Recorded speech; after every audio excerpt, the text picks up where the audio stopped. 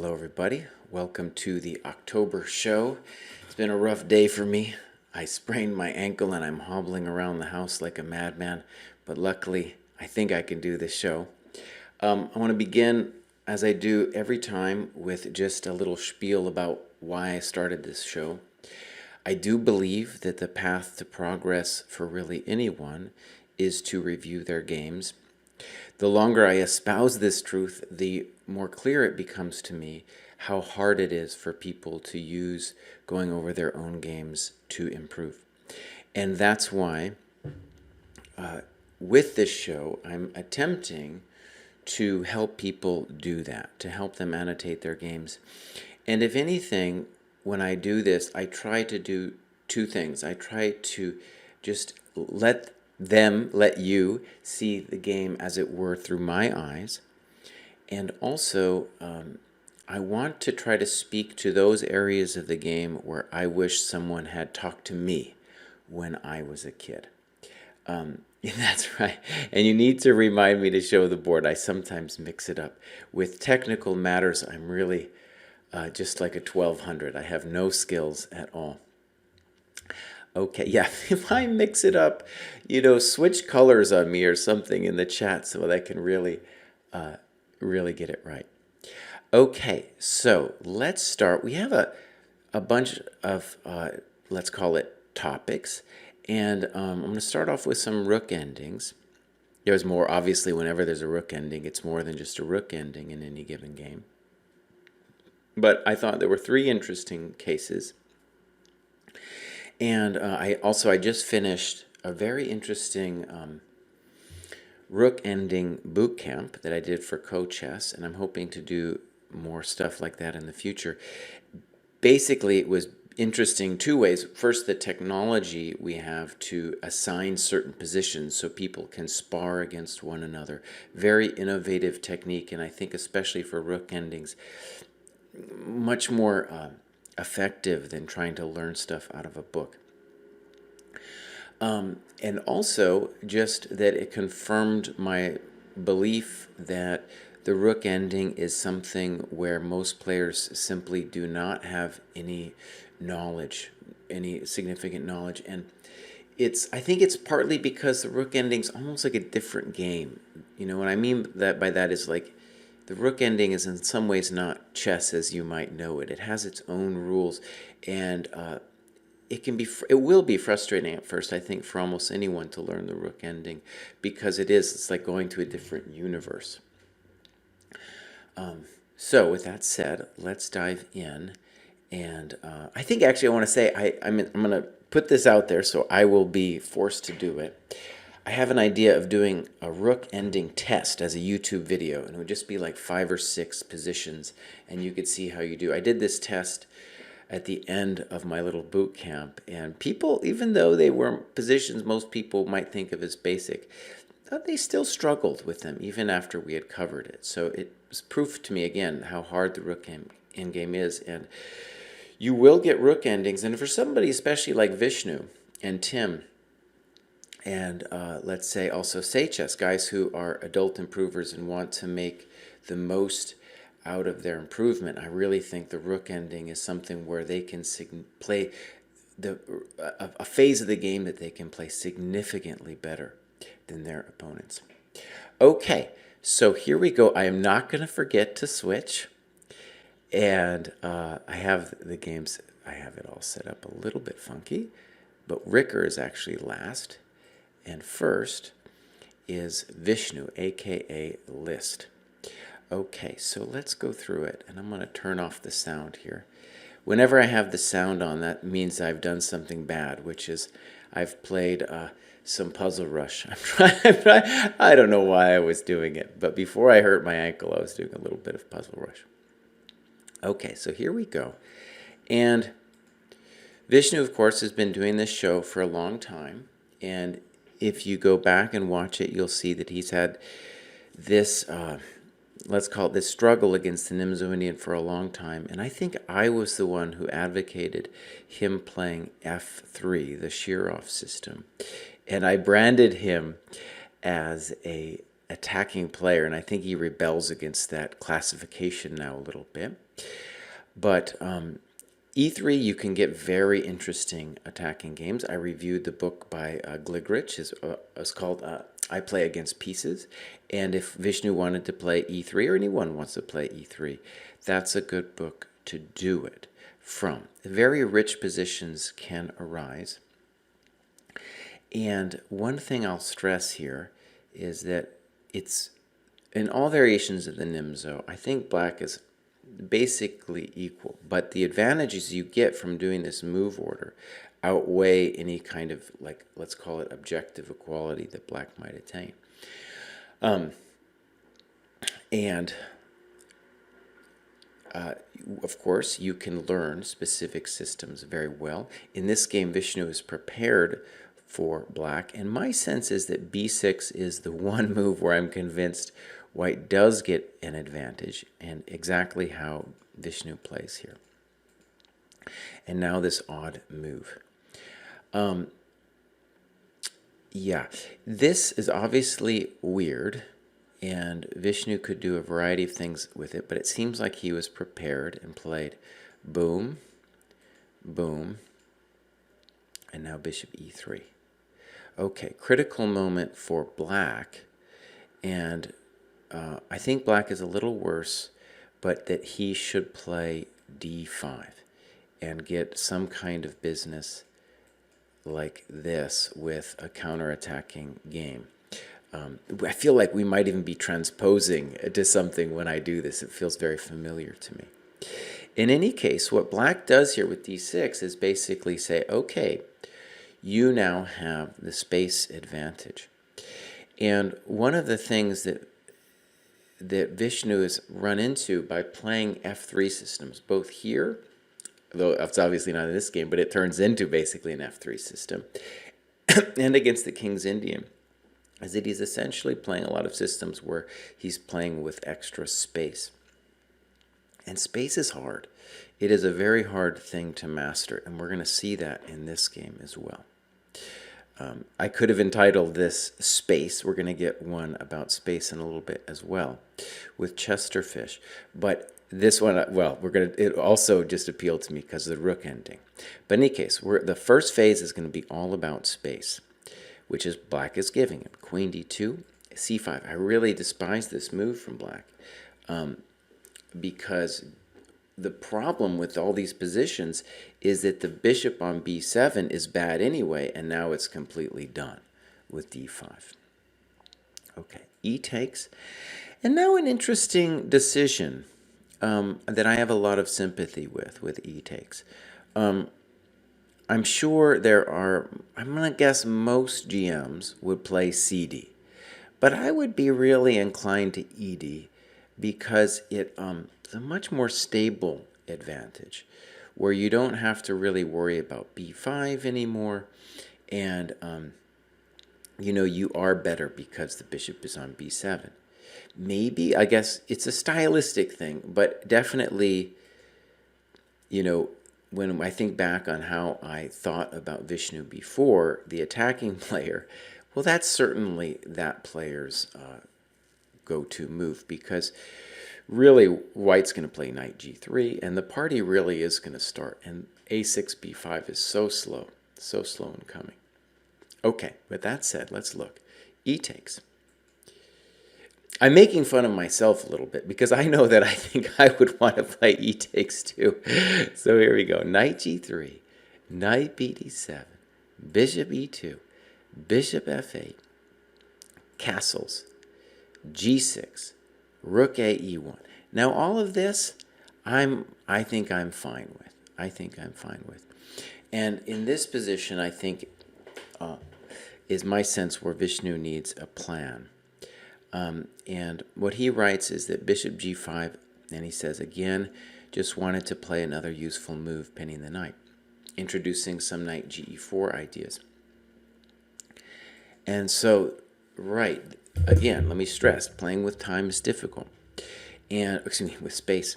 Playing with time is actually much more easy. By playing with time, I of course mean just having more tempi. Now, my sense is that white is clearly better and that it is a very unpleasant position for black, both because of space and because the bishop on b7 is absolutely abysmal. Okay, so let's, and Fuchs is saying on CD maybe bishop a6, and I can imagine something like that was probably his idea. This position, the first thing is that it's not clear that bishop g5 is necessary, and I don't think we want to be playing knight g4. And there's a hidden drawback of bishop g5, which is, given the way Vishnu has set himself up, I think he should be dreaming about playing f4, f5.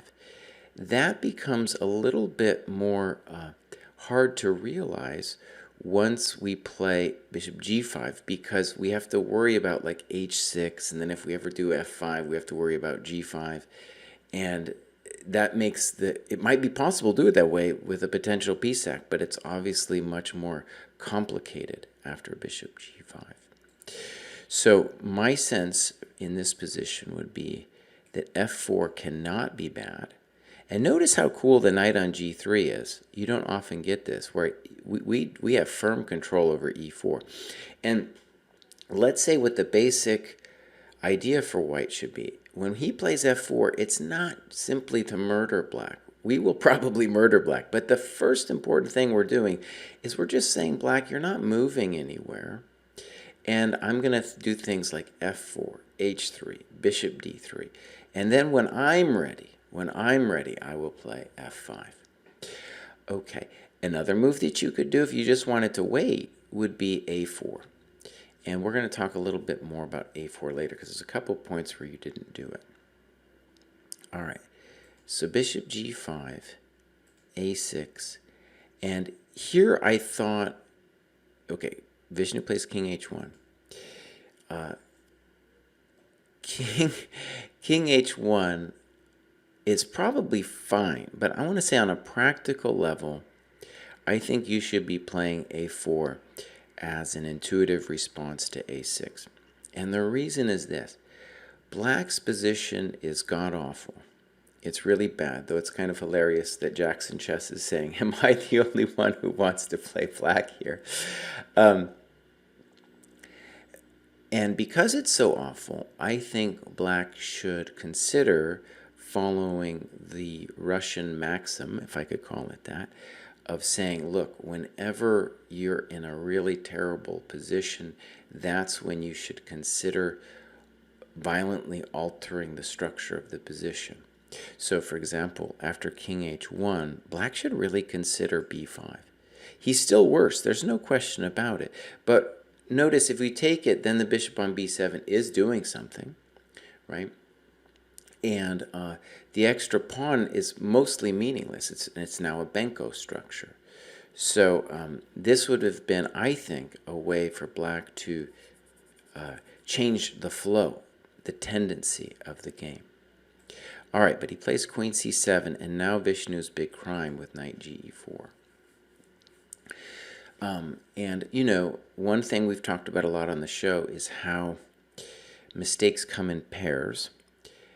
And in general, my intuitive take on that and my experience of it as a player is that we'll continue to make bad moves until we kind of hit rock bottom and then be like, well, what happened there?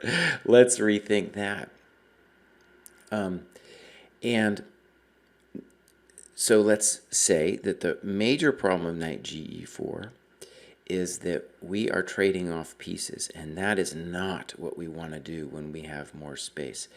In particular, this knight, when we think about it, it's just in the way of everybody. It's in the way of everybody. In the bishop, the knight, everybody's in the way. And one of the reasons people trade off, and it's so hard to play with the space advantage, is it feels like white needs to do something. Right? I think, of course, he should just play a4 and then think about f4. Notice there's no easy way for black to put his pieces. Rook e7 would be the natural rook move, but it's obviously a little bit unpleasant with the pin, right? Then we might consider arranging some kind of knight ge4. But in general, right, we don't want to do this. And then now we're going to get... oh, and this is funny. I hadn't read this one thing that Vishnu wrote. He put the position apparently on Twitter, and Eugene, like me, is just like, play a4. GM Eugene Perelstein, friend of the dojo. And right, yeah, and so that's useful, I think, for a player like Vishnu. Just realize that me and Eugene we're just playing a4 without thinking about it, because our position is so good that we just don't want to allow any kind of b5 to happen. Okay, so knight ge4, knight takes, and now another capital crime with fe4. And I'm sure that Vishnu was driven by the idea that he was getting his f file open, but now, of course, the e5 square is black's. And you see this in a lot of Benoni's and Najdorf's, where the knight gets to e5, and all of a sudden it's like, oh no, oh no, black is doing, there's no way you can hurt the guy anymore on knight e5. Amazingly, black ends up hurting himself in this game. But in general, after that knight gets to e5, it's such a beautiful plug of the position that only white has anything to fear. So Vishnu writes knight e4, f5, and suddenly black has activity.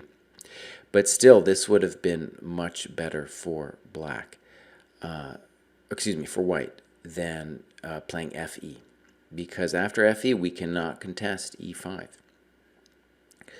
And notice there with f5, the fear that Vishnu is expressing, what happens is you think you're better, and then you say to yourself things like, well, okay, I got to rule knight e4 out because I was much better before and I have to still be better now.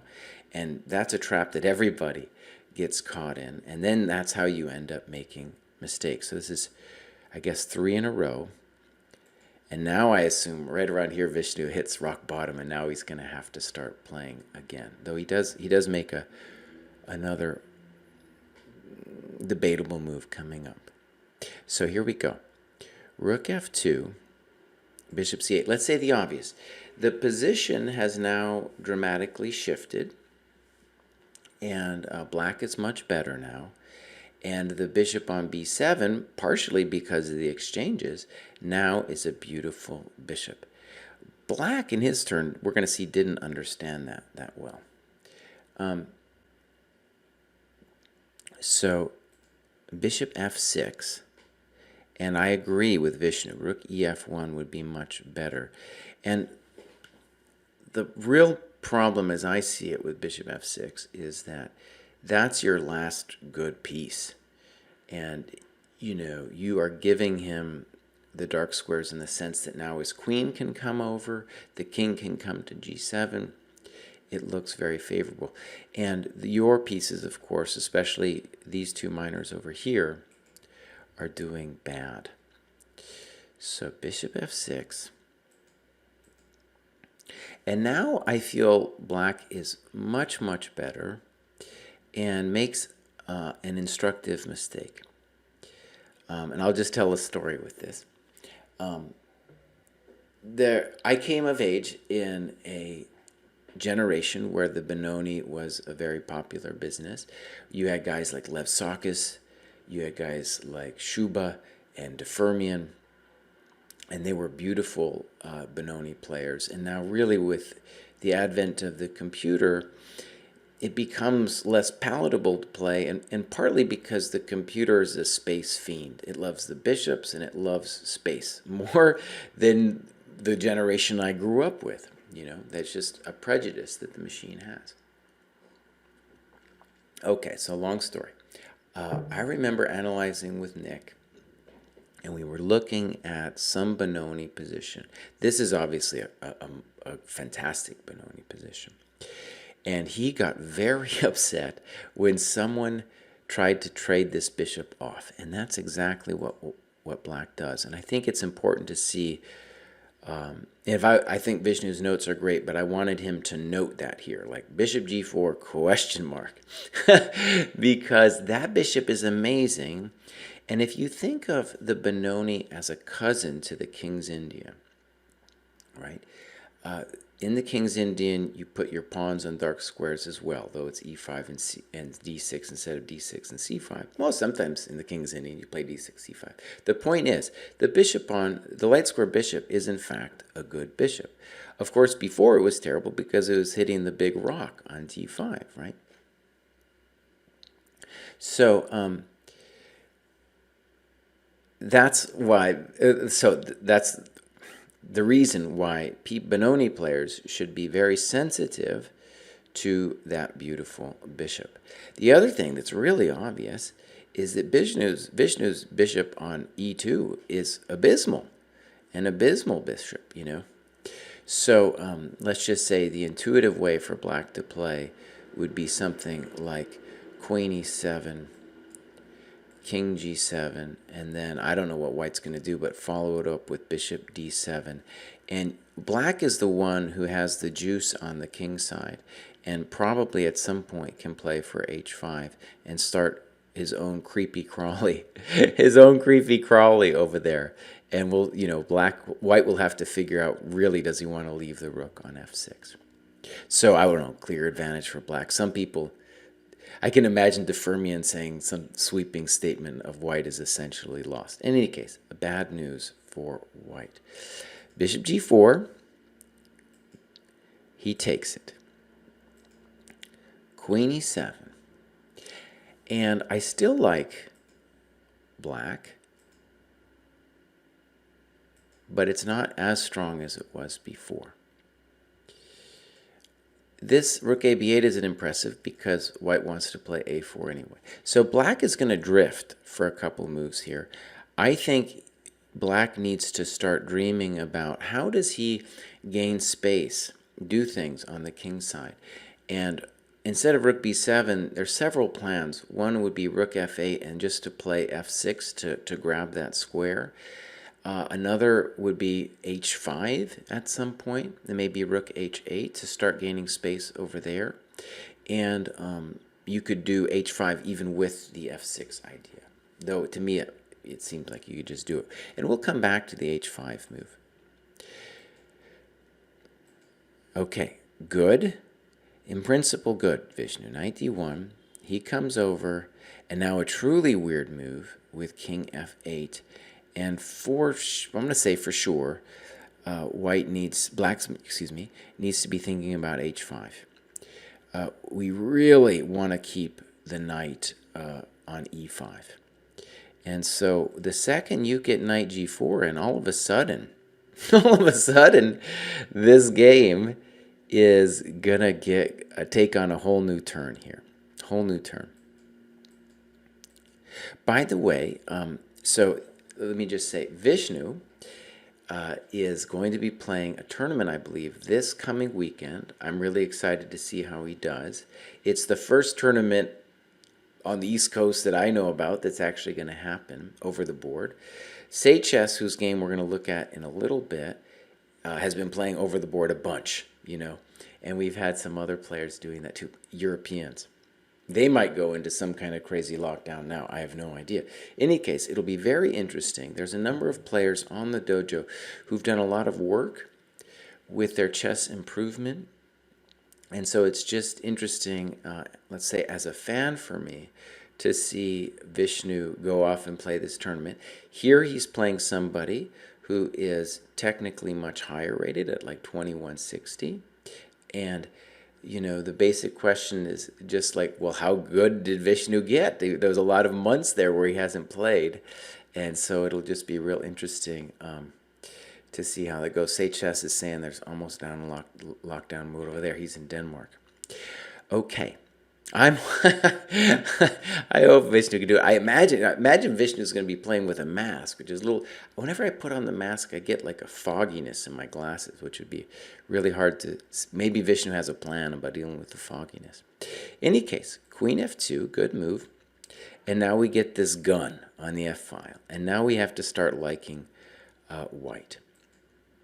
And I don't like that move at all, but it was beginning to be hard to see what else we were supposed to do. Rook f6, simple and strong. My gut is now that white is just winning. We've got the better queen. We've got the better king. The pawn on d6 is weak. All right, here we go. Very nice probing moves. And now Vishnu goes for it and takes on d7. And I think this is fundamentally fine. What I want to add, though, this I think is a little bit important, is really I don't think there's any rush. So even though I think some strong players would take on d7 as well, I think there's a school of thought that would say, you know what, let's just make an improving move. But okay, I think it was correct. And here's the thing that I think is important to understand, that Vishnu needed to see it, a variation they needed to see before he went into this. Maybe I'm wrong, but in any case, the following idea, if he had seen it going into it, which I think he probably wanted to, that if he had found the idea, he would have found, I think, the necessary idea in the game too. So let me just share. Black could consider this weird ending, and he might be well lost after king g1 as well, but the way for it to be just easy for white is to play e5 now. And then this isn't going to be winning. We're going to walk the king up to e4, put the guy in sukzong, game over. Okay, so we're going to get this position, and now Vishnu correctly says, and he's absolutely right, that we want e5 here. Yeah, and yeah, boom, boom, and it really is game completely over. One of the things I tried to stress in my Rook ending boot camp was that you need to appreciate that you got two pieces, just two, king and the rook. And it's the activity of both of those that's critical. And the beauty of this pawn sacrifice is this rook just becomes an absolute terror. And our king will come over. And one thing I really tried to stress in the boot camp is that in the rook ending, the king's activity will often be defined as just being the blockader of the pawn. So that white king, for example, will easily blockade the e-pawn. We don't need to win the thing. The king just goes over there and sits in front of it. There's no rush. We're in control of that pawn. So anyways, I'm trying to say that there are rules to figuring out what it means to be active or passive in the rook ending. And one of them is to focus on the Lucena and the Philidor. The Lucena, the king shepherds the pawn. The Philidor, the king blockades the pawn. All right, so here we go. King h2, rook e7, rook e1. I had some questions about rook e1. I thought maybe rook f4. But there, I thought rook f4. Here, I want black very much to play rook e5 and king e7 and to try to hold the business. In the game, he wanders over to the queen side, and I think no way, because the white king is coming up, and the white king, once it gets to f4, will threaten both e5 and the invasion, which I think is a big deal, to g5 and either f6 or h6. So let's look at what happens here. b5. I don't know what you're doing, buddy. I don't know. Sniff, sniff. And here's a very strange move, Vishnu, that I feel like you should have commented on. You played king f3. And of course I want you to play king f4, right? Yeah, king f4, and this heart attack city now for black. Heart attack city. Very tough to know what the guy's supposed to be doing. Yeah. Now maybe, if you were afraid of rook f7, you could still go back to g3. The guy's got to go back to e7. And so if he checks you, it's the same deal whether you go to f3 or f4. And with f4, I feel like, yeah, activity, king activity. Okay, so here we go.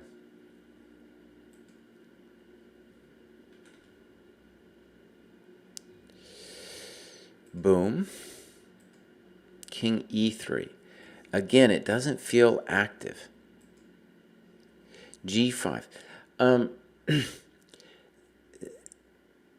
Let me just say something about your opponent. He is trying to be aggressive or something over there.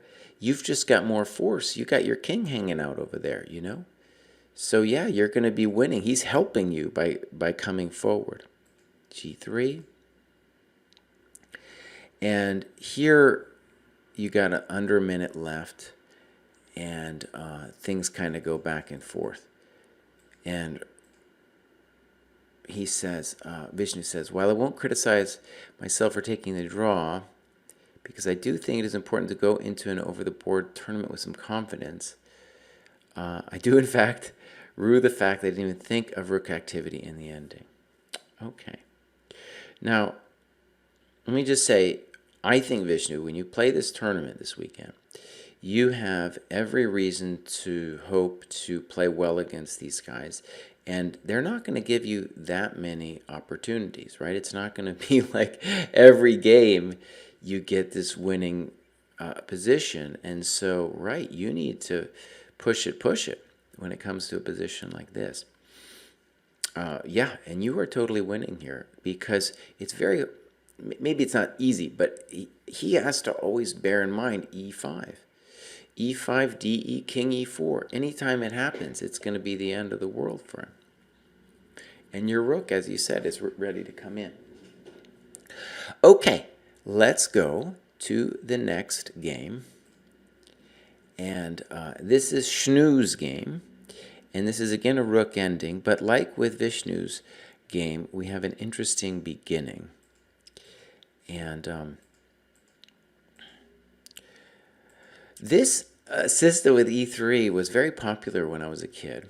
And I think it's interesting it's interesting for me anyways to reflect on it a little bit.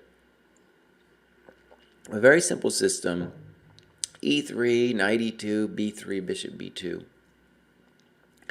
And I think the main reason that it's very suspect, well, I'm going to show it to you in a second. e5, he could have done other things, but e5 is that whenever you castle, what black should do is play h5. And it is very unpleasant all of a sudden. Very unpleasant. You could play knight e7 first if you want, but h5 in general. And it's interesting to reflect on in that the classical theory or games that I grew up with, there wasn't a lot of h5. So it was really like with computers and certain players, even before the computers, were realizing that against g3 setups you could often play h5.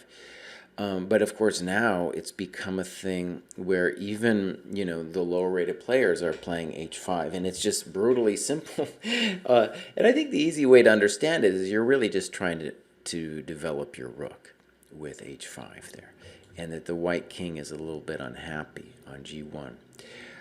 Just to show you the prevalence of it, I'll show a variation that I used to be able to get away with, and now I have big grief, is this one, where I'd like to play castles here, because if I play d3, maybe bishop b4. But anyways, let's say castles. And back in the day, this was thought to be reasonable for white. But now it's just like, no, h5, bro. h5, and it's very unpleasant. You know, have my pawn, but I'm coming in. Okay. So, anyways, that's a historical reference, but it's important because black misses his opportunity. And one thing I want to stress about the way black played this game was that black missed a number of attacking opportunities against the white king. Okay, bishop b2, bishop e6, knight d5. Oh, let me show you one cool thing too, actually. In these kinds of positions, a clever thing to do, if you're going to end up putting the knight on d5, is to play a3. And this gives black a simple question. Does he want to play a5, or does he want to allow b4? The pawn sack is always good for you. He doesn't really want to take that pawn after b4. So let's just imagine a5 and then do what happened in the game. This comes up in a lot of different English structures. And now there's no queen d7 and because of knight b6. And in general, that's just a nice juicy square for me anyway, the b6 square. Okay, so b3, knight d5, queen d7, knight ec3. That's right, good point, Jackson Chess. If h4, g5. Okay, bishop h3. It feels normalish to me. There's a thought out there that maybe he could have played bishop d5 instead of queen d7, but I get where black's going. This part about it was okay. d3. This is the very old school, what Vishnu is doing here. d3, snip, snip, f5. Good move. And now here, let's talk about this position. My sense is that it's going to be about black, whether black can play f4 at any given moment. And so for that reason, I think white should really be thinking about f4 pronto before anything happens to him. And this is giving his rook on f1 a certain amount of reason to live. Oh, you guys, I cranked my... I was on this run last night and I cranked my stupid ankle. It really isn't painful. Okay, and actually it's funny, I think Vishnu had a similar with reverse colors against Joel. He had an f5 move that he had to get the courage to make it, but it was absolutely correct when he ended up doing it. It's a defensive move, really, because it also, in addition to giving some space for white, it offers lateral protection. So like the queen can always talk to her man if she needs to. Okay, now I don't like black's next plan, because when you think about these knights, he black wants you to take, because then this guy's free. So to me, I think the move is clear. You play g5. That's where he wants to come, and it's a little frightening for white. And I assume you're going to have to play f4, but there's nobody, everybody's a little bit nervous now. Everybody's a little nervous. And maybe we could start doing things like this, which would avoid talking to the d5 knight at all and leave the knights on c3 saying, wait, I thought I was supposed to come to d5 myself. So definitely black is going to miss several opportunities here. And this helps white's coordination. And black is now going to, let's call it defensive mode with knight e7. And again, I want white to be thinking about f4. Here it doesn't actually work because of ef, but rook a e1. And now black makes a move, I think, again, where he's not aware that he has attacking potential against the king. And that doesn't mean to think that I think white is worse here or anything. It's probably roughly equal, but black's idea is definitely mate. It's mate. And so queen c7, Vishnu notes this is a weird move. I think is motivated by like, oh, I'm going to check on c6 or something like that. But the queen wants to be maybe on f7. And another move that he could, of course, consider is just g5. Let's go, right? Let's go. So queen c7's weird. d4. Okay. f4 also a thought. Snip. Yeah, this was actually a critical moment. Again, black is not aware of the chances, and one of the reasons I think white should have thought about f4 in the last move is even now, even though the queen's misplaced a little bit on c7, even now f4 gives me the heebie-jeebies, you know? I just, makes me feel real uncomfortable. Yeah. Okay. So, snip, snip, e4, d5. Now, let me just say something obvious. Black has more pawns in front of his king. And so right now, we're going to get an interesting dynamic of whether black can drum up something against the king. And really, we're going to be looking at playing f4 on every move for black. So one thing I want to stress is that black's next move I don't like. Because think about it, the black queen on c7, it's not really well placed. And if white wants to trade on g7, well, we'll take back with the queen and we'll be doing great. So something more like rook a e8, I think is what was called for.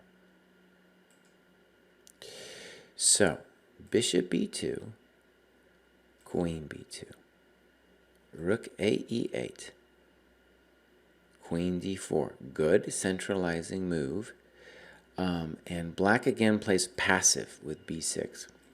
He needs to be dreaming about f4. f4. Now, at the moment, it seems maybe a little dicey, but the move I guess I want him to do is something like queen a5. This would prevent f3 because of ef. Hits e2, a2 obviously, but I really am trying to make f4 work. If I can get f4 off, I'll be doing really well. But again, black is not cognizant of his own power.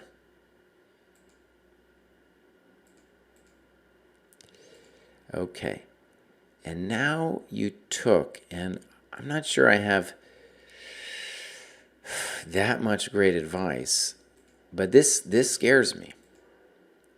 And again, I'm kind of looking for black somehow to prepare f4 still. He plays e4, okay. And then he blockades. This is a little unsatisfying to blockade the pawn with the queen. Mama said you weren't supposed to do that. And now rook b2 shows that you're not afraid at all. You probably should be a little bit afraid over there. Yeah. And it's not super easy to know what to do here. I don't actually have super good advice for you here. But rook b2 is not what you want. Okay, rook f8 is interesting, intending f4. The guy plays rook c8, king f7, and you're correct that b4 is really suspicious, and that was one of the reasons I think rook b2 was misguided in the first place. And you know queen f6 would be very unpleasant here because the black king is becoming active. So, yeah, queen f6, it honestly looks like it's, I don't know if it's lost, but it looks real bad. It looks real bad. Okay, so b4, he doesn't see his own prospects. Finally. And yeah, you want to play something like rook d2. Now, as you said, you're lost. And he blows it big time now with king d4. One of the rules that I put out there with the endgame bootcamp that I did is that in terms of quality of position, right? When I talk about this, it's usually like the three dimensions of material, time, and quality of position. A key one in the rook ending is connected pass pawns. They're very hard for the rook to play against them. I always double check. So d6 looks good. c5 looks even better. King d3, c6, exclam, well played. Boom, boom, and it's gonna be enough. So another rook ending. Let's do another one. This is Tim. I'm gonna flip the board. Tim is in Denmark, I believe. Oh no, this is on the ChessDojo ladder. By the way, let me give a shout out to our ladder. I think Kostya's starting a new one soon. One great thing we had going on at the dojo is in this time of COVID, we've set up round robin tournaments and the ladder. The ladder is just a cool thing. You can play as many games as you want. You can move up or down on the ladder.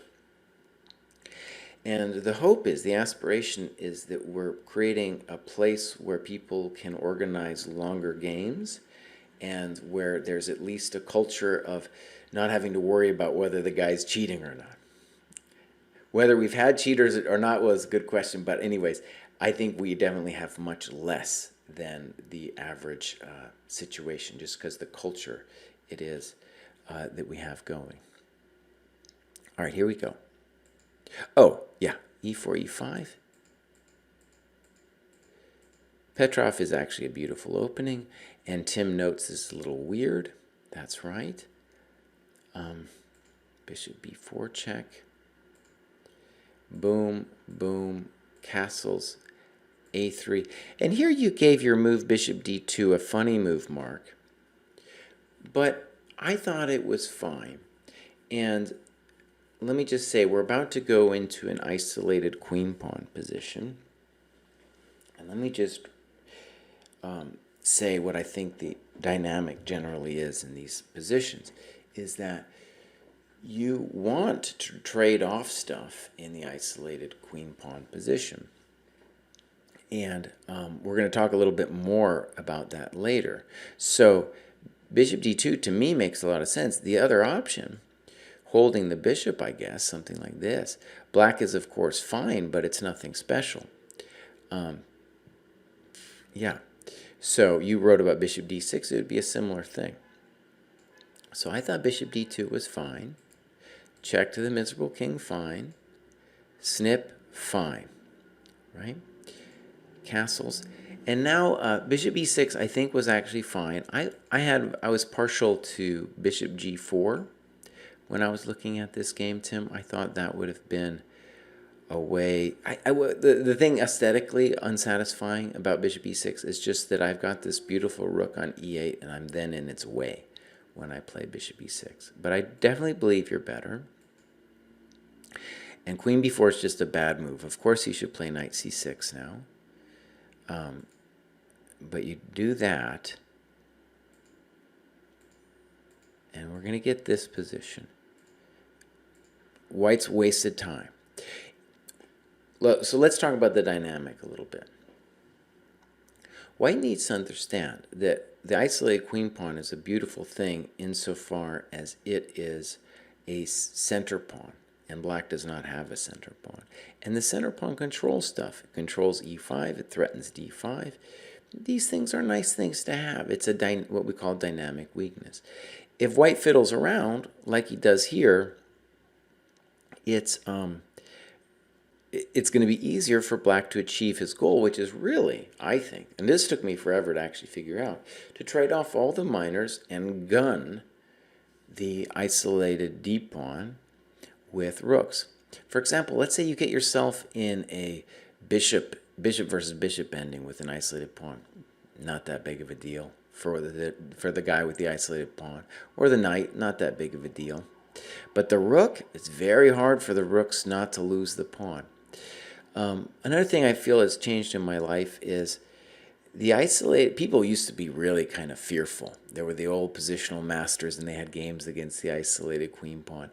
And one of the reasons I think the sentiment has shifted away from that kind of fear is the value of active play has just risen.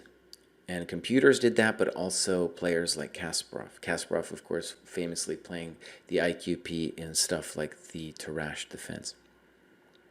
So that's just changed in my lifetime in a kind of an interesting way. And black is getting a very nice position here. I like this one. White, I feel, is wasting time with b4. I think he should be at least, he needs to do something with his king, g3 or h3.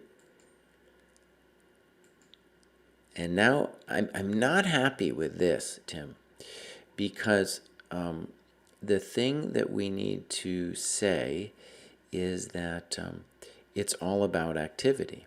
Okay? So, for example, in this position, the guy goes passive, after which I feel like, oh man, now you really have achieved the dreams of the isolated queen pawn. In contrast, the active move poses you, I think, with some real trouble. You know, that's real trouble. Okay, so rook d1, king fa, good move. Good move. d5, weird move. But it's a little bit desperation too. He's worried about rightly worried about king e6 to d5. Are you winning this position? At the very least, we have to say clearly better. Okay.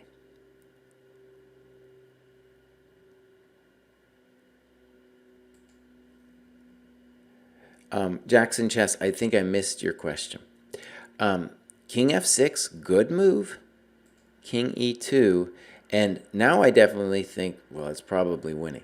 The easy move, I don't know if you missed it or I'm missing something, but when I looked at this, I was like, can't he just play knight e7? And yeah, you're going to win the pawn.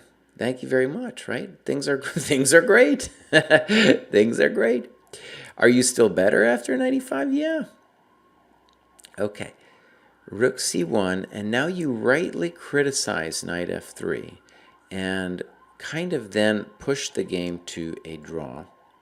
By the way, we have several, one thing I didn't actually, I'll address now actually. We have several games that basically I could have classified, if I was a jerk, which I am anyway, of being like draw agreed. And several of these games, people basically agreed to a draw. Vishnu was one case in point. Say Chess coming up is another. And this one is basically a draw offer in the next move for white. Now, let's just say this was clearly wrong. Let's wait until the terror of Baltimore eases a second here. Let me close this window.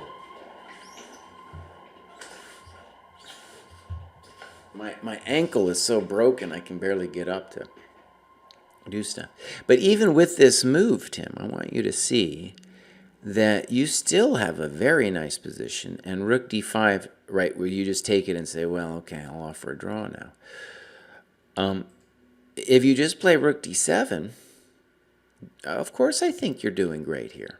You know, yeah, you're doing great. Your king cannot be prevented from coming to d6. Once the king comes to d6, it's centralized, and white is going to have to babysit that pawn. In addition, those pawns on the queen side are looking kind of scrumptious as well. So definitely clear advantage for black here. Play on. Play on. Okay. Yeah, Paul in New Jersey, how long before we hear the sirens? Okay.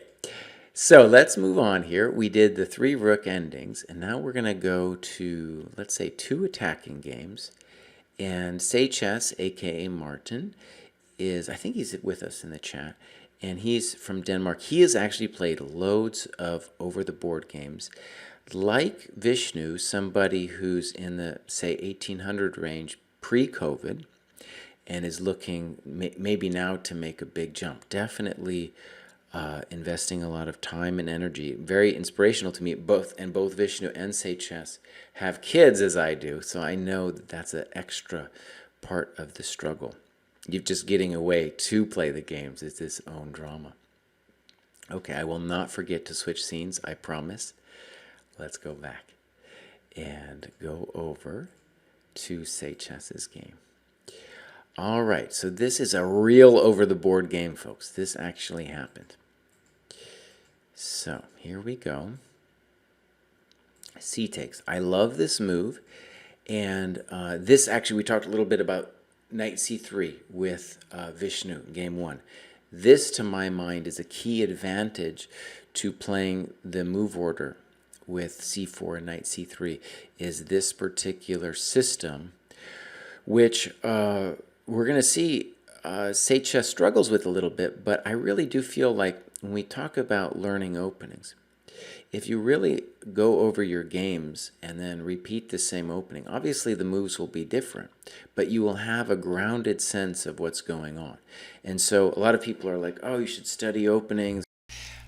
I was hobbling back to my room. It's absolutely terrible, really a drag. I don't know what's going on.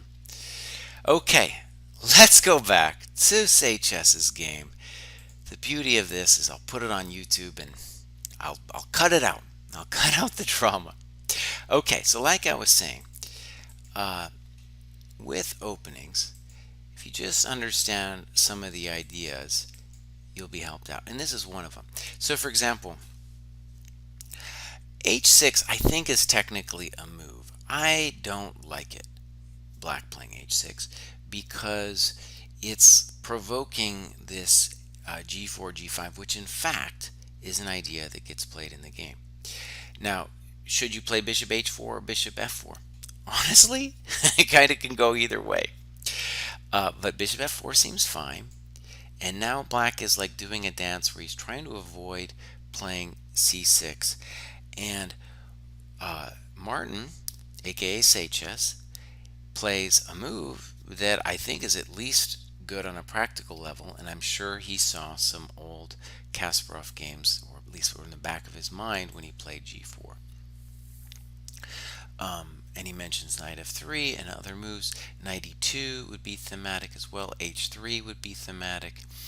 But g4 certainly very interesting. Black plays c6, and now h4. Brilliant.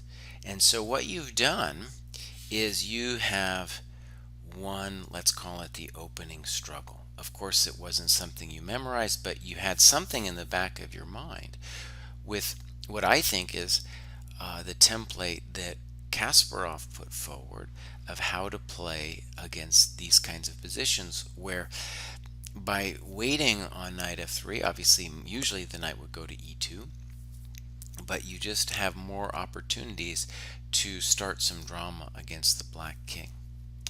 Okay, so knight e4. After the game, my opponent said he was sure this was equalizing. Yeah, hard for me to believe that. So here, Martin, you criticized bishop e4, and honestly, I'm not sure really why. You want, let's see what you want here. You want to play g5 directly. It makes a lot of sense to play g5 directly, but here's the thing about bishop e4. After bishop e4, it seems at least clear to me that everything is going your way, and it kind of clarifies the position. So did you have other ways? Yes, but this way, it's certainly beautiful. I mean, I think you're winning this game now. g5, and now your opponent kind of provokes you with g6. Okay, now here's an interesting thing that I want to address. So in this position, I feel like you've been provoked, right? You feel like, oh, this guy now needs to die. He needs to die, and you went for it boldly with h5. And there's a number of reasons why I think this is not the best move, but especially on a practical level, I don't think it's the best move. When I look at this position, I think about knight e4. The thing that pops out to me is that black has essentially sacrificed a pawn. He's thrown a pawn at you to slow your attack down. Now, honestly, when I think about knight e4, I don't think your attack is actually slowing down. And you write that you were kind of afraid of h5, that your attack would end. But honestly, I think the attack continues. And your position on top of that is just gorgeous. It's a real problem that your pawn on g5 is a bone in his throat. Very difficult for him to move the knight on d7 because of some kind of bishop e5. So this would be, I think, totally winning. There are pawns and then there are pawns, but as the old timers used to say, the central pawns, well, they're a really big deal. In addition, Your knight on c3 is dominated by the pawn on c6, so it naturally wants to gravitate to a different square anyway. All right, now the other thing that I don't think was obvious to you when you played h5, and we're going to talk about this a little bit in some of the other games too, even though it's slightly different structures, the theme is going to be the same. When you play h5 and then take, even though it feels like we're loosening black up, we have now allowed black's queen to get some lateral protection, right? The black queen is no longer cut off from the defense of her man, and we're going to see that in the coming variations. So, are you still much better here? Probably, but it's messy now, right? It's messy. Okay, queen b3. I'm not a fan of this move, and I'll try to put in words. By the way, these are all for these kind of forcing moves. You're trying to knock the guy out. He's already knocked out. You don't have to. You don't have to help him. He's already falling down. He's already falling down. You just play bishop g3, and the reason why queen b3 is suspect is the king kind of wants to go to g7 anyway, and later, like some kind of queen b6 is going to annoy you. Okay, so yeah, just bishop g3, knight f6, castles, and then you correctly say, right, bishop d6, and it isn't so simple for you. In fact, we can imagine things going the other way here because you know, queen e7 and bishop e6, and then no one knows. No one knows what's happening anymore in a position like that. So,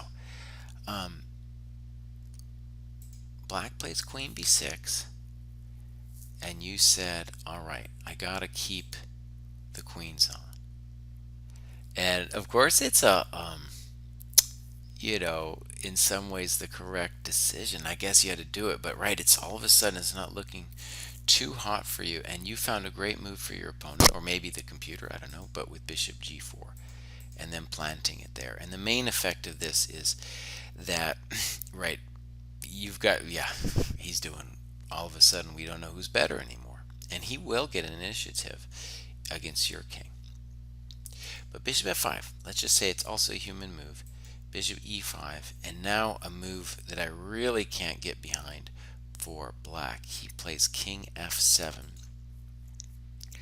and funnily enough, he is motivated, I guess, by a desire to you know, protect the e-pawn or something. It seems obscene to me to be playing king f7. What should he be doing? Well, many moves come to mind. Rook h8 comes to mind. c5 at some level comes to mind.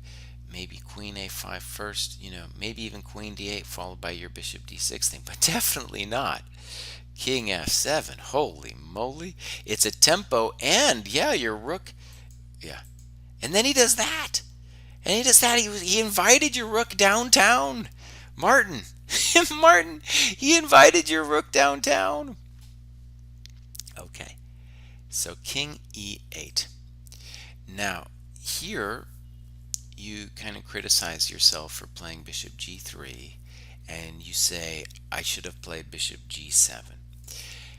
All right, let's talk about that. Now, bishop g7 feels to me a little bit computery, and maybe that's what your computer said. I'm sure it's a fine move.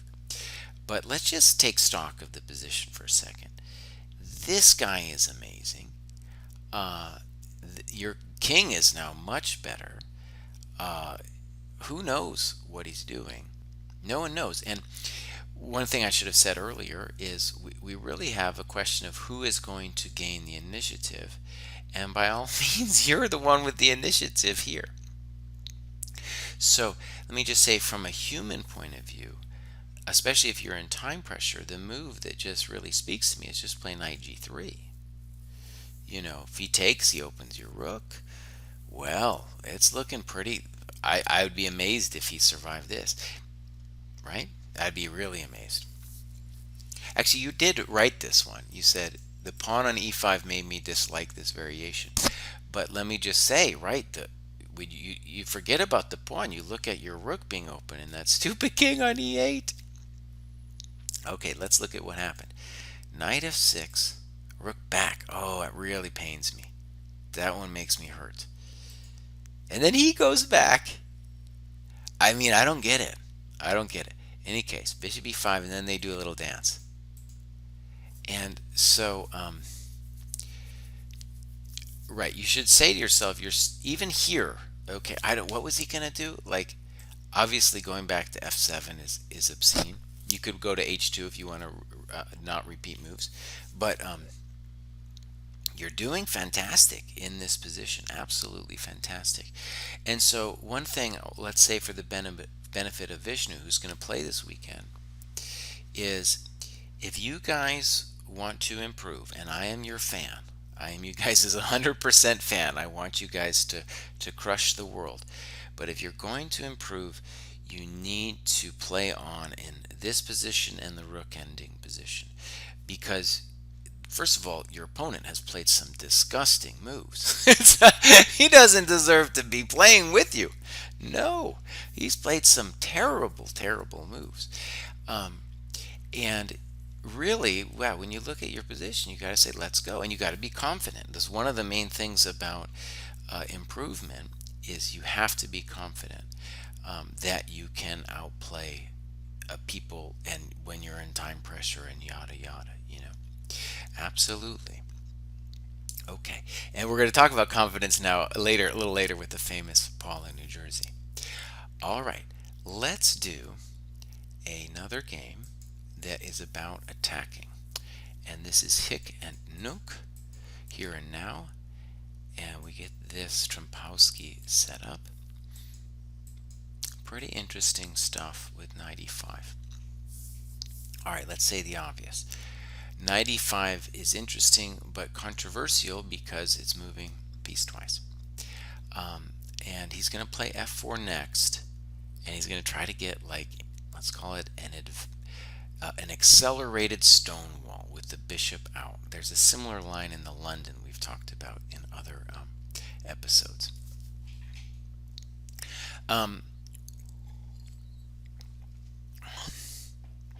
Okay, so c5, c3, knight d7, f4. Interesting. And now black does a move that I think is actually correct. It looks wrong, and maybe it is wrong, but at least has the right idea. He takes on e5. Okay, so the problem usually is white captures fe, and then the rook is on the f file in the stone wall. The question about whether this is going to work out for white, however, is he's so behind in development. And so let's consider the game for a second. Fe, knight d7, and I think Hick is right when he says that bishop e7 will be followed by f6 and black should be fine. Similarly, though, black should not be playing bishop g5 here. He should play f6. And I don't know who's better. I don't know who's better. It seems like black should be totally fine in any case. Now, that brought me to an interesting thought I had. And so maybe the way to have done this position would have been to play snip this way. I know it looks weird. Knight d7 and then h4. Is it sound? I don't know. But I want to stress I like it a lot. I like it a lot because we're just gonna leave the bishop there, and we're gonna play bishop d3. And if he wants to take it with h6 or whatever, fine, take my bishop. And the idea would be to keep those minors of blacks under lockdown. Anyways, just a thought. It's easier, of course, to recommend a plan like this than it is to play it. So bishop f4, this is definitely incorrect. Bishop d3, okay. And g6 is definitely incorrect because because he needs to play f6. Or he could have played f5 in the last move too. G6, though, is going to get set up for what we now get in the game. And of course, it's just a valuable tempo.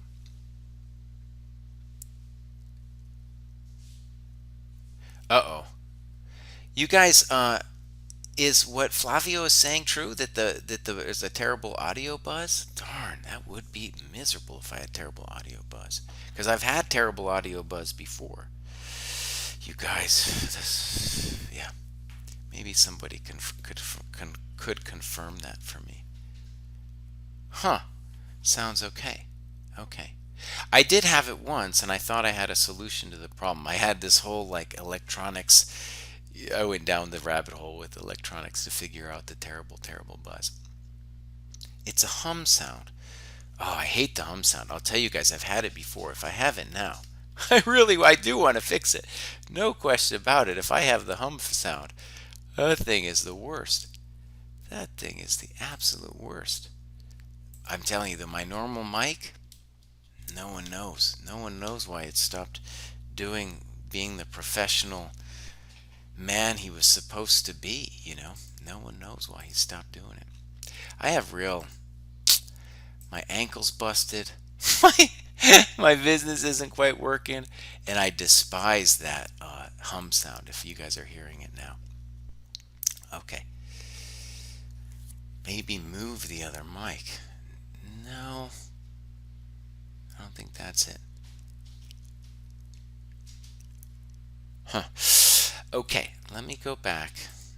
Really distressing. G6 incorrect. Castles. Bishop f4. Rook f4.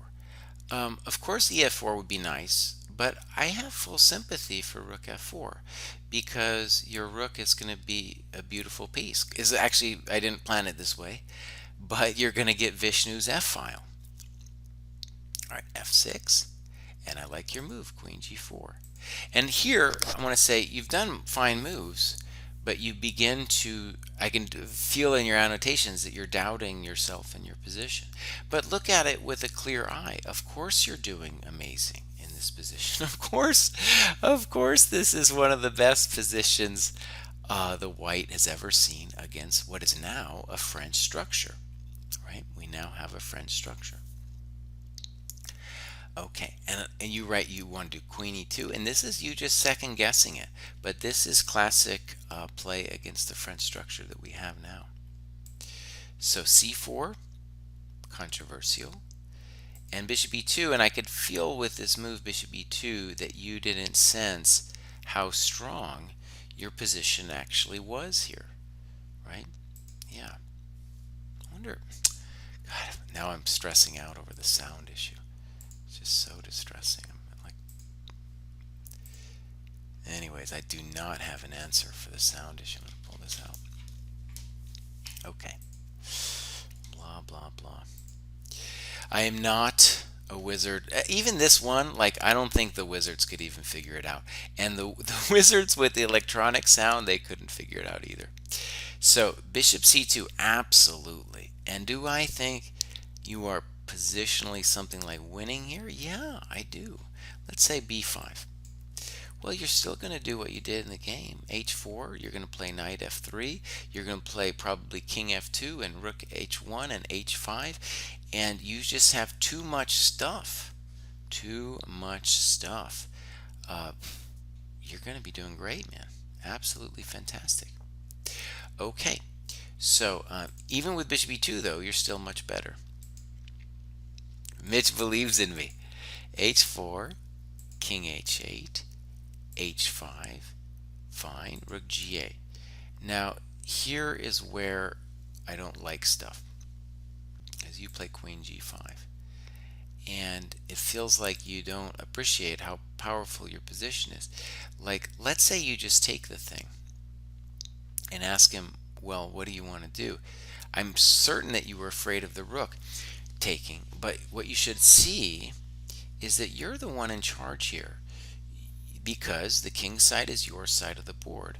So if he takes with a rook, well, I imagine we're going to put the queen somewhere, and then we're going to start sliding all our heavies, and we just have more force over there than he does. Yeah, it's going to be very unpleasant. Now, does the bishop want to be on c2? Probably, but still, it's not the end. Okay, so here we go. Queen f7, h6. And I really want to stress that this h6 move doesn't feel right to me, because it's an opposite sides attack. Black's pawns are pointing this way. Yours are pointing this way. You have now closed off all your business with h6. And right, I don't want you to do it. I want you to keep the possibility of opening him up there. Yeah, and even in this position, for example, you could have played, say, rook h4. Also very pleasant. Also very pleasant. Okay, so h6, and now knight b6 I don't like. He should continue. The knight's cool on d7 for defensive purposes, and he can consider just a5, b4. If he wants rook b8 followed by b4. Create the drama over there, and then all of a sudden it's going to be white who feels a little bit of pain.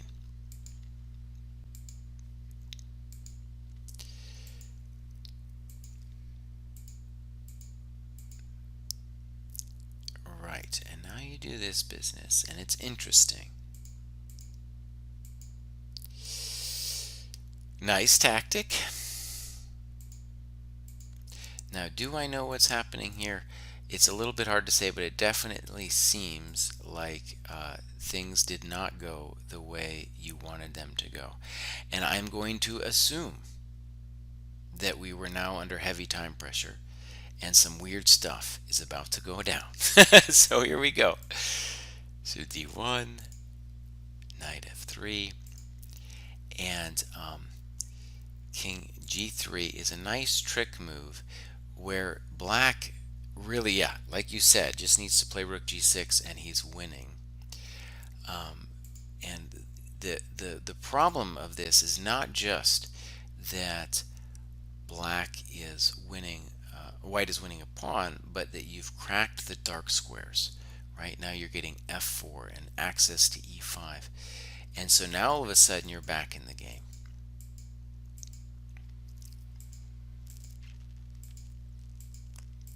And one thing that was weird to me here was, I don't know who's better here, but to me, I'm probably missing like a mate in one or something. But can't you just take this thing? I'm probably missing something really, really basic. Of I don't know, man. Maybe yeah, I think you can take the thing. All right. So there's a mate. Where's the mate? Where's the mate? I don't see it. Like I said, I'm probably missing something. Rook d6 is not mate. I can take on c4. Maybe that was what people were thinking. I could take on c4. My king is beautiful. My king is a beautiful thing. Okay, so I think though that whatever blindness, both players were probably dealing with that same blindness. And one reason just to be hopeful for white now is that king's a fighting piece. Yes, you have to be careful you don't get mated, but ultimately beautiful thing. All right, so now some really weird stuff happens. King's looking weird, and what did I want here? So boom, boom, and now, anyways, for black, I'm thinking maybe rook takes b2 looks reasonable. Anyways, some wild stuff goes down now. Do I understand it? I really don't. And it just goes on and on and on. And basically, black floundered any attempt to get something going with white's discoordination. And here they made a draw, which is again kind of weird, right? It's kind of weird that there's a draw. You know, who's better and why? We would guess that white is now better, but it's obviously a total mess.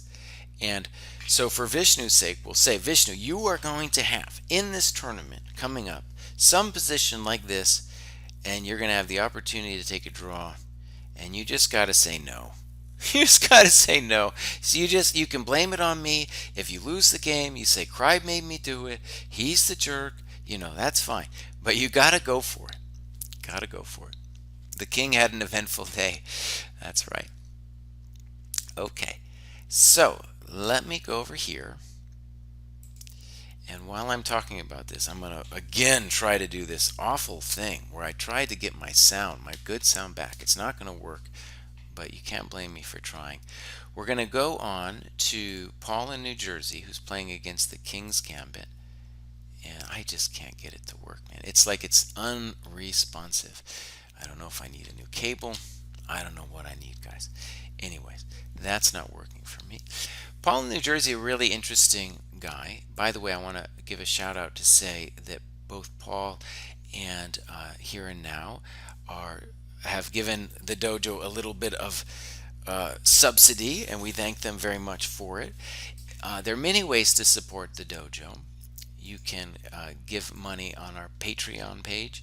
You can do a subscription here on Twitch. And if you have no money, that's fine. Just follow us on YouTube. Leave some comments. Be active in the community. Beautiful thing. All right, let's move on to Paul here. I'm going to flip it because he was black. And he does this system that I like a lot. And bishop d6 is a fine move, but what you did is okay as well. And a little bit of similarities to Tim's game. And you criticize. And now, so here's the beginning of Paul kind of knocking himself. We see this basically. I get to see Paul's pessimism once a month. And right, we're going to get that here in this case too. He's going to be upset with himself that he played DC. Oh, nice. See you guys? See you guys? Vishnu saved me. All right, let's start again. So let's start again. This is Paul in New Jersey, and he plays this system that I've advocated before. Very nice. And like a little bit like Tim's game against in the Petrov. Okay, now in this position, yeah, Fish did it with the caps and saved me. In this position, let's just say black's doing great, right? White's king is going to be running amok.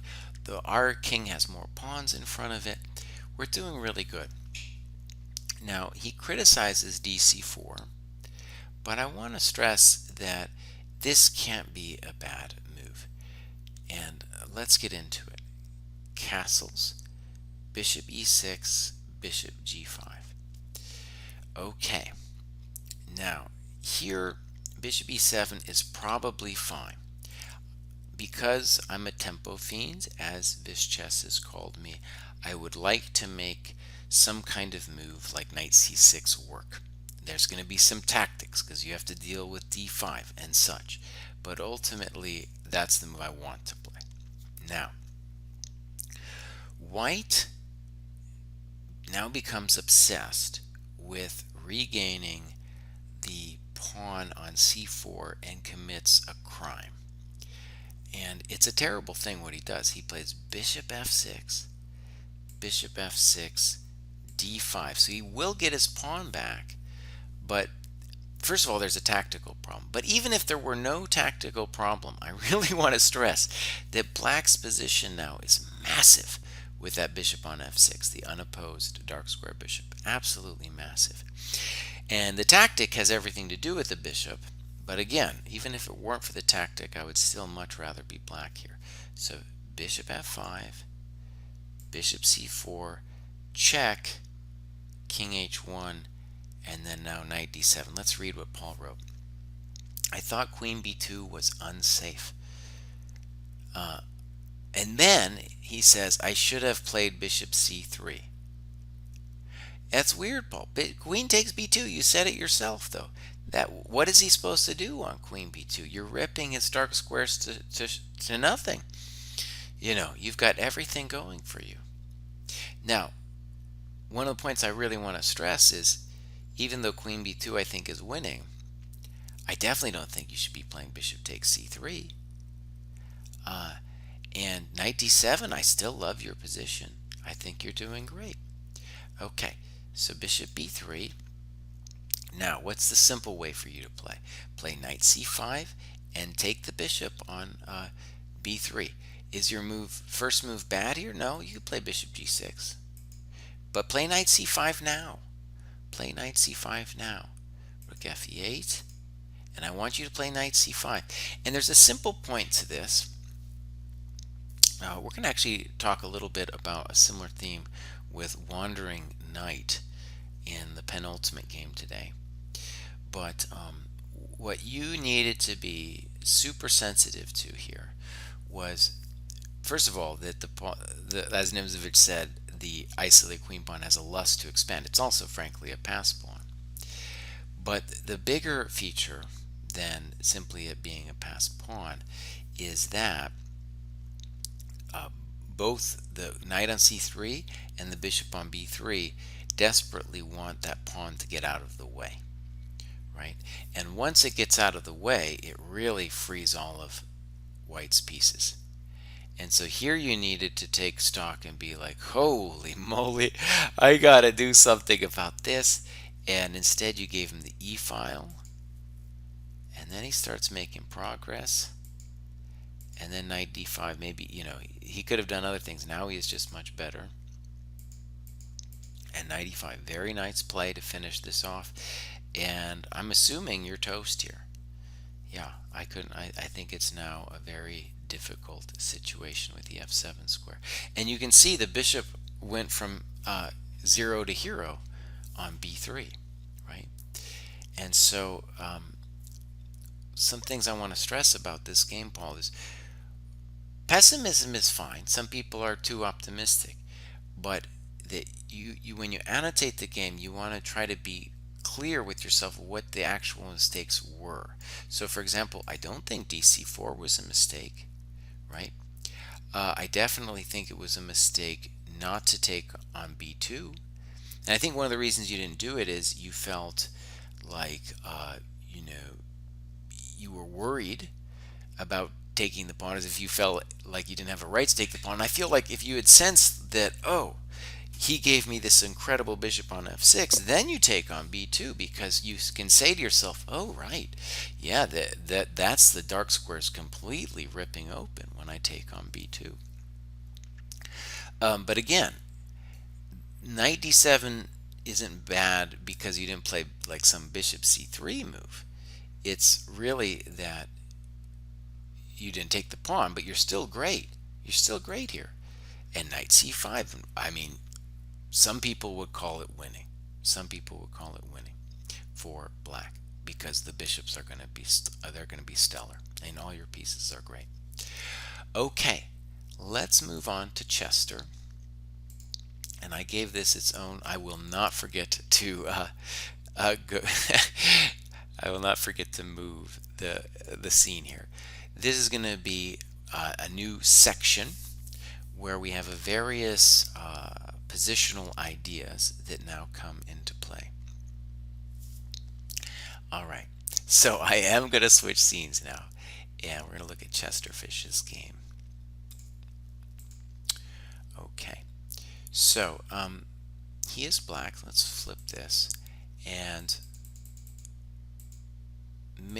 white makes a pretty standard mistake here with allowing e5 with tempo. I think what we're going to do actually with this e5, I think, is, let me just see if I can recreate this. There was a couple years ago a fashionable way to play against the Grunfeld that went like this, and the idea was that now we get this position. And so the hilarious thing is that black is getting this same position, right, just with the tempo up. Yeah, right, same thing. So white plays passively with c3. And like with Vishnu's game, this now becomes a question of how do we play with space. Okay, now one thing I should stress is h5 should cross your mind. You know, it's not the classical move of my system, but it's a very dangerous thing to have to deal with. And the reason we should be encouraged to an h5 move is because white has played passively here with c3. Planet Chess Club, thank you for being here. Yeah, people, this new. Let me just give my 2 cents. I have not watched the Queen's Gambit thing. Everybody says it's great. I read that book. I did not like it. I was inspired to write my own chess novel because I was like, no one's ever done it right, and this book is terrible, and yada yada. Anyway, so I've been a little prejudiced, a little hesitant to do the show, but enough people have been so into it that I'll give it a try.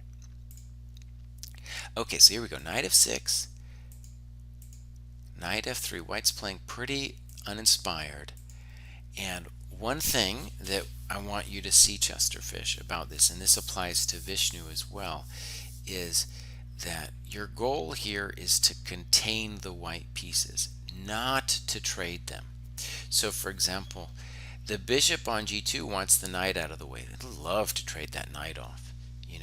The knight on b3 is unhappy there. It would love to have maybe the bishop on c1 gets traded off, and then he can go back to d2, no problem. So I'm just saying there's a lot of problems that white has that have to do with the clogging of his minor pieces. And your next move, I was going to criticize it, but I think what I like about it is that at some level you're just intending bishop f5, and that's a beautiful thing. I think it's misguided though, because you're ultimately planning on bishop h3. And it's wrong for the simple reason that you don't want to trade in this position. Sit on the guy. b6, good move. Domination of the knight. Good move.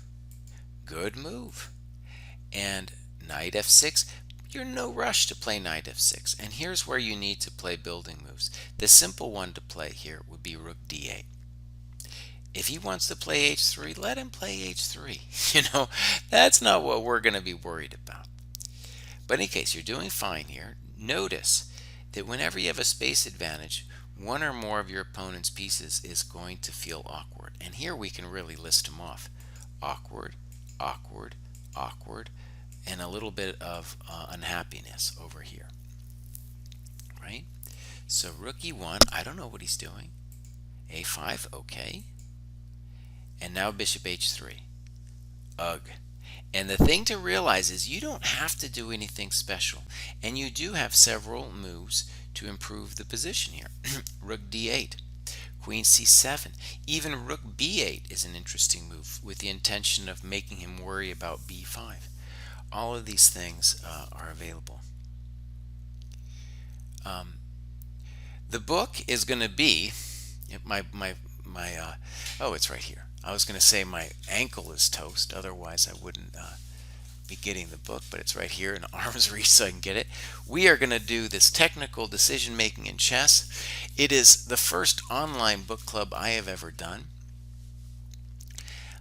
So that's our book club coming up. The other book, maybe your question was, well, what about my book, my chess novel that was so much better than The Queen's Gambit by Walter Tevis?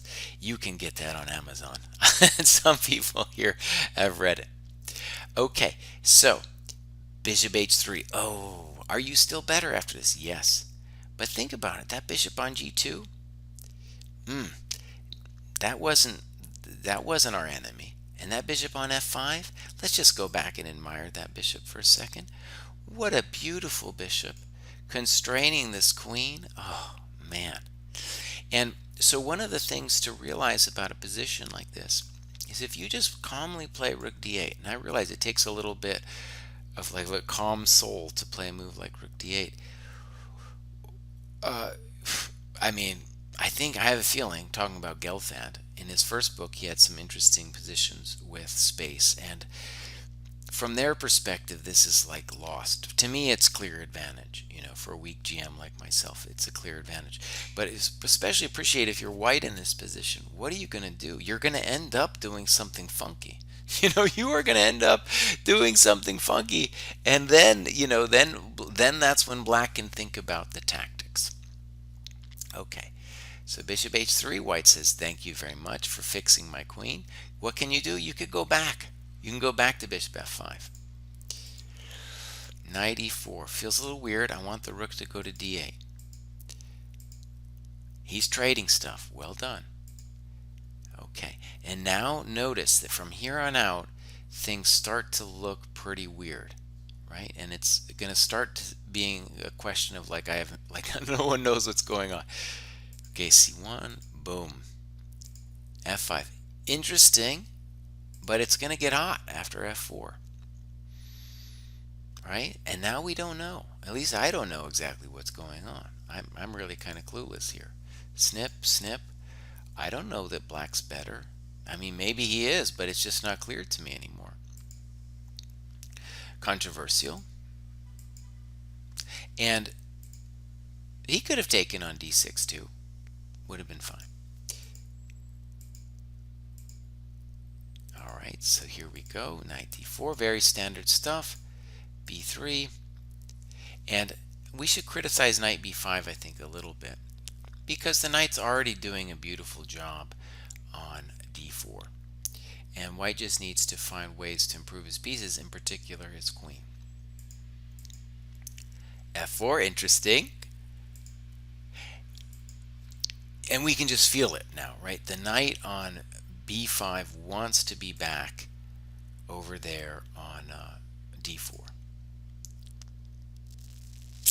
And let's see what you were writing here. You wrote fg, bishop e5, rook f2, king g3,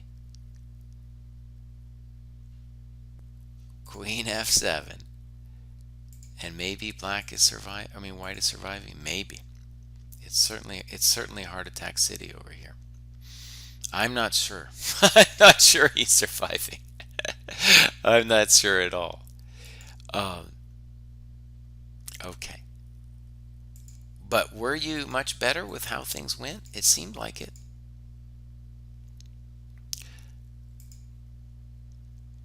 Missed this move. You say, all right. And then things get weird. I have a lot of questions here. I am not sure what's going on. You played queen g7 and he gets some counterplay. Queen e7 kind of speaks to me.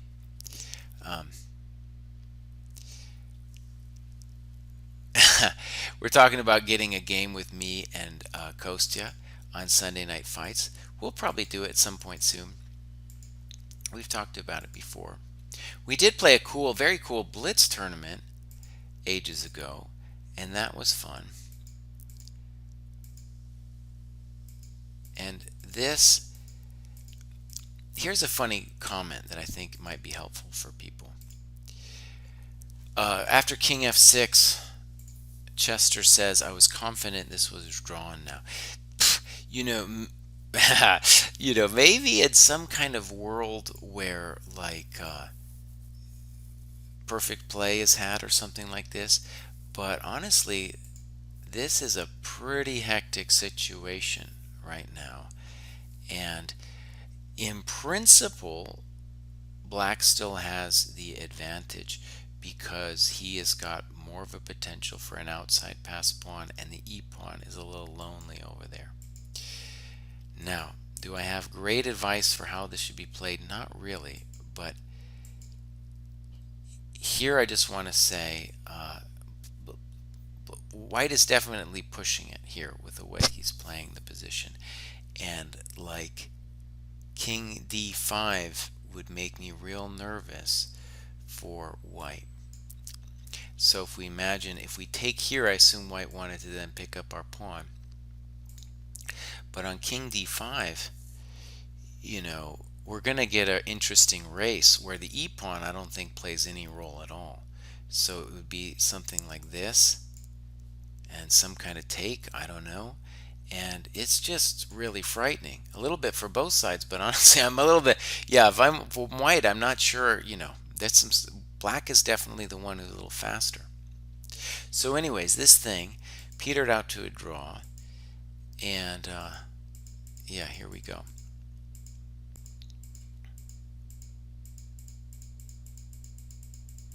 All right. So I think, and a lot of times, these draws happen because people believe that a draw is inevitable. Both players believe it. Okay. Okay, so this is J.J. Lipton, and let's get right into it. This is a standard line that I have played many times, and I've always thought to myself, someday I'm going to have a student that plays this as white, and we're just going to analyze the freak out of this knight f4 line. Because the positions that result here are very original and interesting, and the more experience you have with them, the better. Now, as black, I definitely had this a couple times, but it was rare. Usually people did not play knight f4. And this position is very theoretical, and knight b3 is theoretical move. And my sense of it is that we get a position like this. I think JJ gives bishop e6 instead of bishop f5, which might also be a move. But this position has been studied for ages, even pre-computer times, and the consensus was, well, black's center is compensation, center and pawn is compensation for the pawn. And it probably is, but if white studies this position deeply, I think it's very dangerous. And regardless of how much black studies it, he's still always going to be in danger in these positions. So I always felt uncomfortable with this kind of thing in my own experience. And I'm bringing that up because it's black's going to get a worse version of that in this game. So I think black didn't know all that and played knight e6. And knight e6, I don't think its intentions aren't bad. It's going to make the development of things a little bit awkward, but in terms of maybe keeping the knight on b3 sidelined, at least it has, let's say, a noble positional aspiration. Bishop e3, a6. Now that's a bad move. And yeah, you need to do something. You need to do something here. And I think moves like bishop e7 even. And the idea is you just go to the ending and you say, I'm fine. Yeah, that would be the idea anyway. And maybe, like I said, it's a very interesting, rich position which has its own rules. But in every position, basically, a rule is that you don't give up time. And a6 would be a move that you would do if you were concerned about the b5 square or something, or your a7 pawn, but we're not, right? So definitely not a6.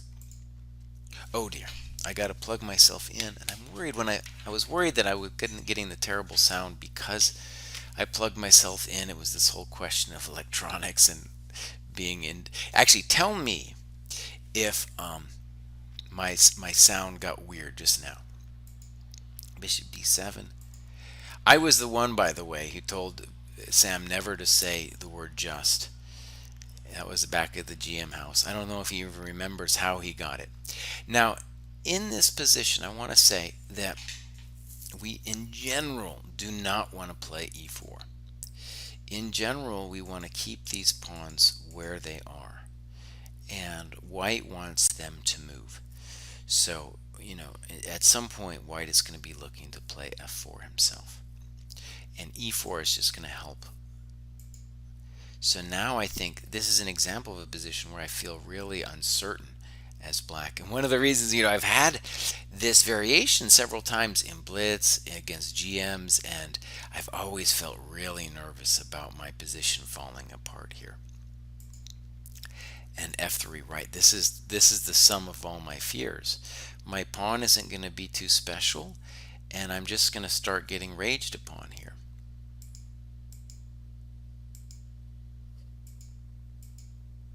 Boom. Very nice.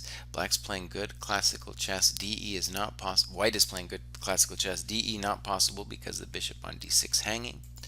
And so now, really, the rooks have their say, right? And all of his pieces are better.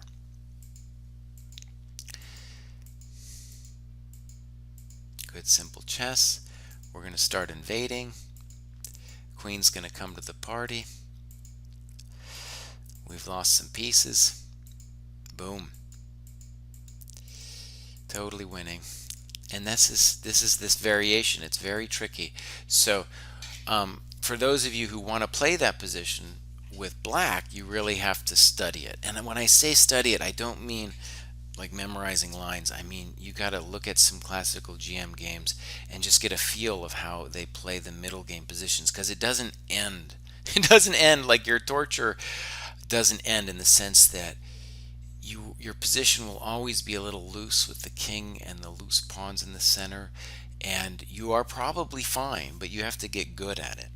And white in his turn could really prepare that variation. It would be evil, because most white players aren't doing it these days. They're not doing it just with the thought that, oh, black is actually okay because the computer says he's okay. But it turns out to be really difficult in practice. All right, let's go to Kimaga here. And unfortunately, I somehow didn't get the names right. And I tried this ages ago as white against the Dutch. And the problem is we're just getting a bad, like Schliemann or whatever it is when they play that f5 stuff. Like e4, e5, knight f3, f5, whatever stuff that's called, that's what we're getting here. And yeah, black is fine. And here's some kind of attempt for white to break out, right? Oh, by the way, the person who submitted Kimaga is black, so I'm going to switch it here. All right, now let me take issue with something. Kimaga writes, d5 is the theory move. White played bishop e2.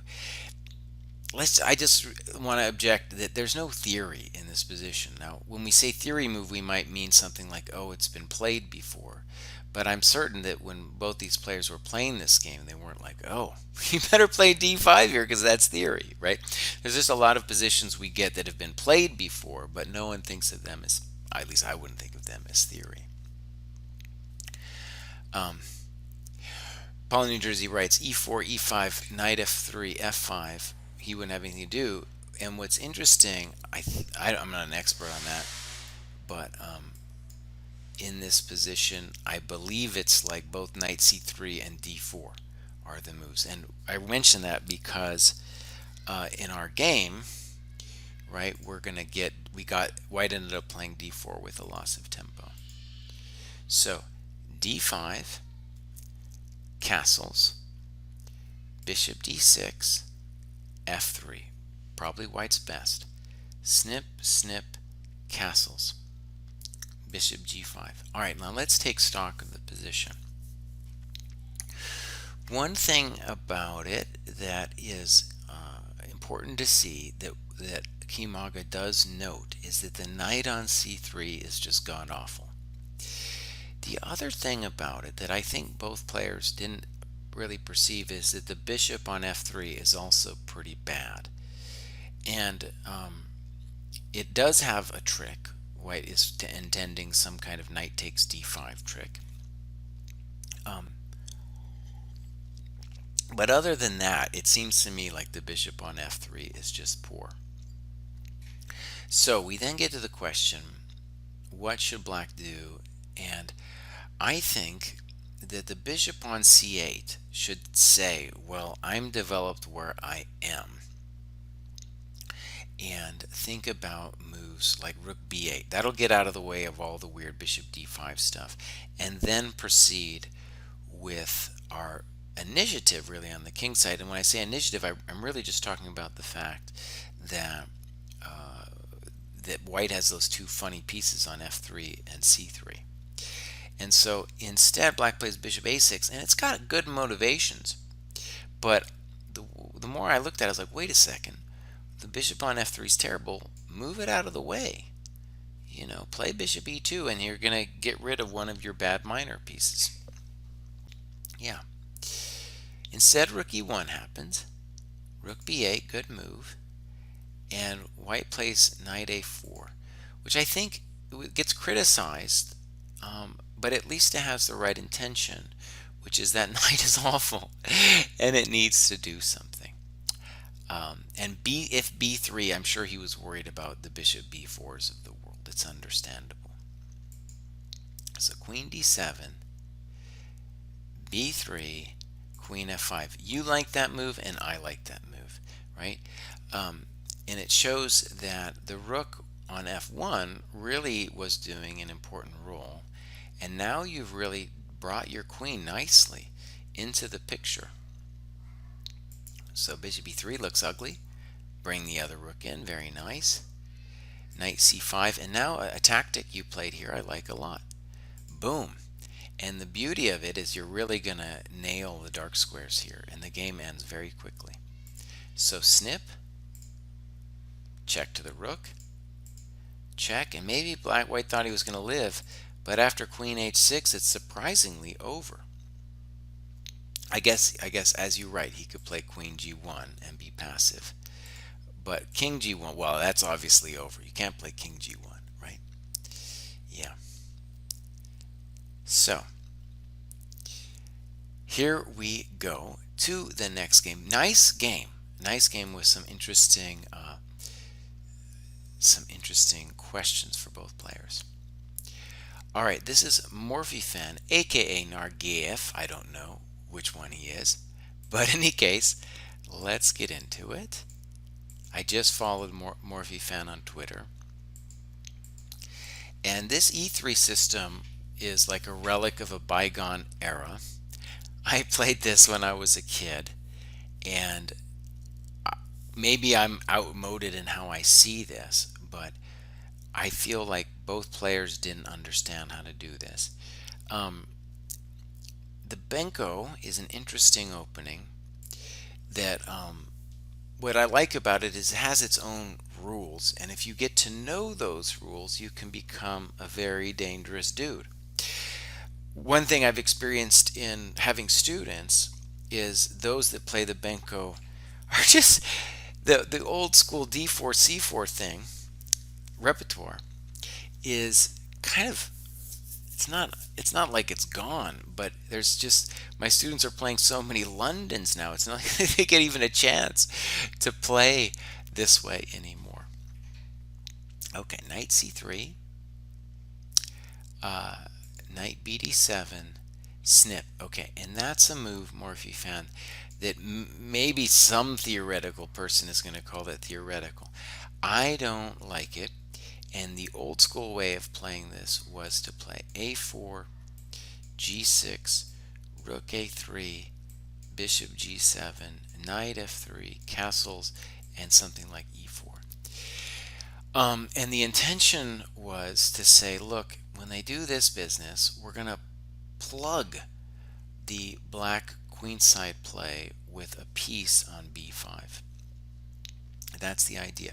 And remember, the whole idea of the Benko is we're giving up the pawn on the queen side to open lines enough that I get enough play that I don't get slaughtered with the central attack in the middle by white that normally happens in Benoni positions, right? So it's a Benoni position, but we've given up this pawn so that we gain a little bit of time and don't get smushed with our pieces because of the lack of space. And then, like oftentimes in the Benoni, you end up getting mated. So it's harder to mate black just because he's got a little extra time in these positions. The pawn itself, though, generally not that big of a deal.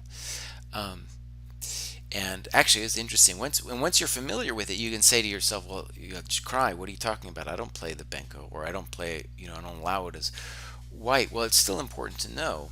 And as an example of that, you can go back and look at Vishnu's game, the first of today's session, and you can see that his opponent could have got a Benko structure as a kind of escape route from his position. Okay, so here we go. Oh, let me go back. Knight bd7. Snip. Snip. And this is the dream, I feel, for black, is that he gets it all now. And I don't like knight b6. It's probably okay, but in principle I don't like it. I want black to play bishop g7, castles, and I don't know, let's just try e4. And now there's a variety of good queen moves. c7, a8, a5, b6, where then next move we bring the rook over, right? Right, and we just start pounding white. We pound the guy, and it's going to be hard for him to plug the b5 square, because eventually we can play knight e8 to c7. Standard operating procedure for the Benko. All right, so knight b6. And one of the things that's funny about this knight b6 move, and well, I'll tell a story. One time I was talking about the Benko probably more than a year ago on this show, and someone was like, Kraai, you don't know anything about Benko theory. You shouldn't be talking about this at all. And as far as I know, he might have been right. I generally am just doing the show, and I'm just giving you my 2 cents. Am I going to be wrong often? Yes, of course I will be wrong. But anyways, it reminded me of that because it was some similar move like knight b6, and the guy was upset because in fact it was like a theoretical move. In any case, I feel it's misguided, and it leads to a later positional mistake where black is like scratching at d5, and later he's going to play for e6, which in general is not what black wants to do, because then the position just becomes wildly open and he might get mated. So, castles. Bishop g7, queen d3, knight d2. And here's a funny thing that's complicated for the white player to understand. In this position with knight d2, it feels, and it's what happens, that white wants to play knight c4. Well, the funny thing about it is black wants the endgame. That's one of the interesting things that's so hard for both white players and black players to understand, because it feels like, oh, I'm up a pawn, I want to go to the ending. No, black wants the ending. Black wants the ending, and it's very weird. But the point is if you just imagine all the minor pieces off and the rook slamming down on the B and the A files, we're going to win a pawn back. And if we win a pawn back, those weaknesses there are going to be massive. Okay, knight d2, rook a3, knight fd7. Notice it's very easy for black to play. Knight c4. And now he notes that the engine doesn't like knight c4. And here's, the engine in some way helpful, in some ways not. You need to understand why, right? And it's because what you're doing is you're activating the knight on d7, and you are still in a lot of ways playing for space, even though it feels like, oh man, you got to play a move like knight c4 to get your bishop out. He had other things besides knight e5, but I'm going to let it pass. I thought about it for a while. e4, queen d7. Already I was like, are you playing on the wrong side? But okay. b3, rook fa8. All right, and now, right, black wants to be thinking about c4. Queen c2. And here's where black, I feel, really loses his mind by playing e6. And I see this a lot with Benko players. What black needs to understand is that he's got everything under control, I think. And white will find it difficult to press on the king side in this position, partly because his pieces are still all funny, like the rook on a3 is funny. Now I'm assuming what he didn't like was c4 and b4. And I actually spent some time with this position thinking about it anyways a little bit. It seemed clever at first, and then I realized, oh, it's not clever, because at some point the rook's going to come over, and then, I don't know, I just don't want to see it as black. So to that end, though, there's no hurry. you can move the rook back one if you need to, and then play c4. And I like black a lot. I like black a lot. So e6, and I think you should take. So notice what you're afraid of is like snip, snip, and you're worried about this kind of thing, which is reminiscent of, let's call it a Blumenfeld gambit, which if you don't know it, it's okay. It's just when the pawns come up there to d5. And the problem with this for black is, especially now that a lot of the minor pieces have left the board, that black king is looking real loosey-goosey here. And I'm not even sure he wants to play d5 in this position. Yeah. I'm trying to say, even if it's black's move, I think I'd rather be white. And I don't know what white should do. There's a lot of different moves he can consider here. Okay, so instead it went this way. You could still chop, and he finally does it. And you traded it off. Okay.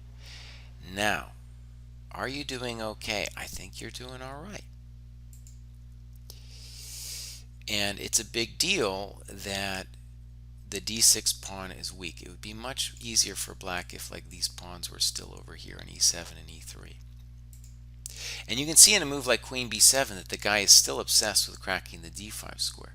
In my sense of the Benko players, that's not really the square you're looking at. All right, that didn't make any sense to me. Okay, good move. I don't know why he let you do that. And then another good move. Now, something I want to stress is that the reason you should be optimistic, particularly now, is that the queen is, in general, a terrible blockader of the pawn. But also, what we want to mention is that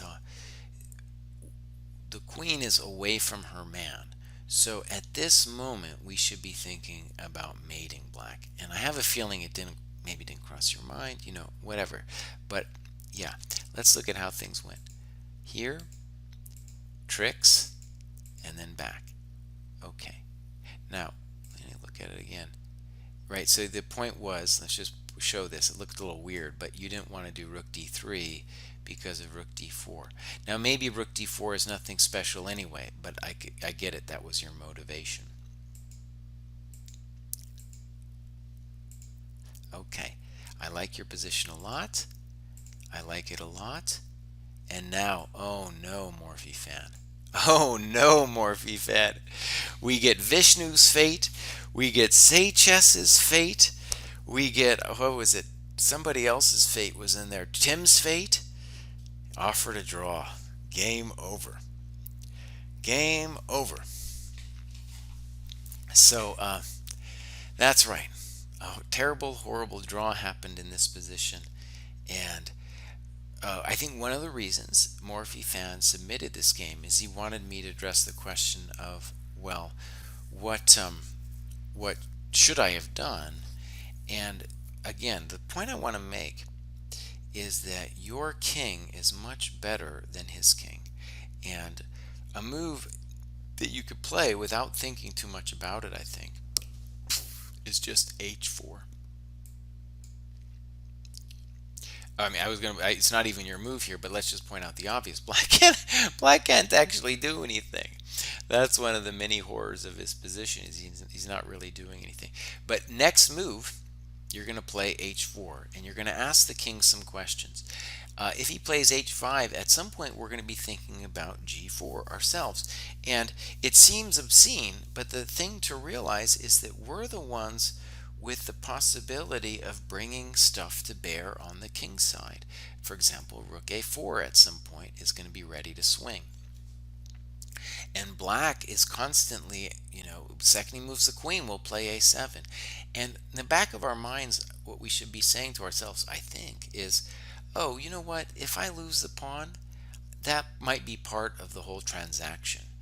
If he in some way has to discoordinate his pieces for a moment to win the pawn, that's cool with us.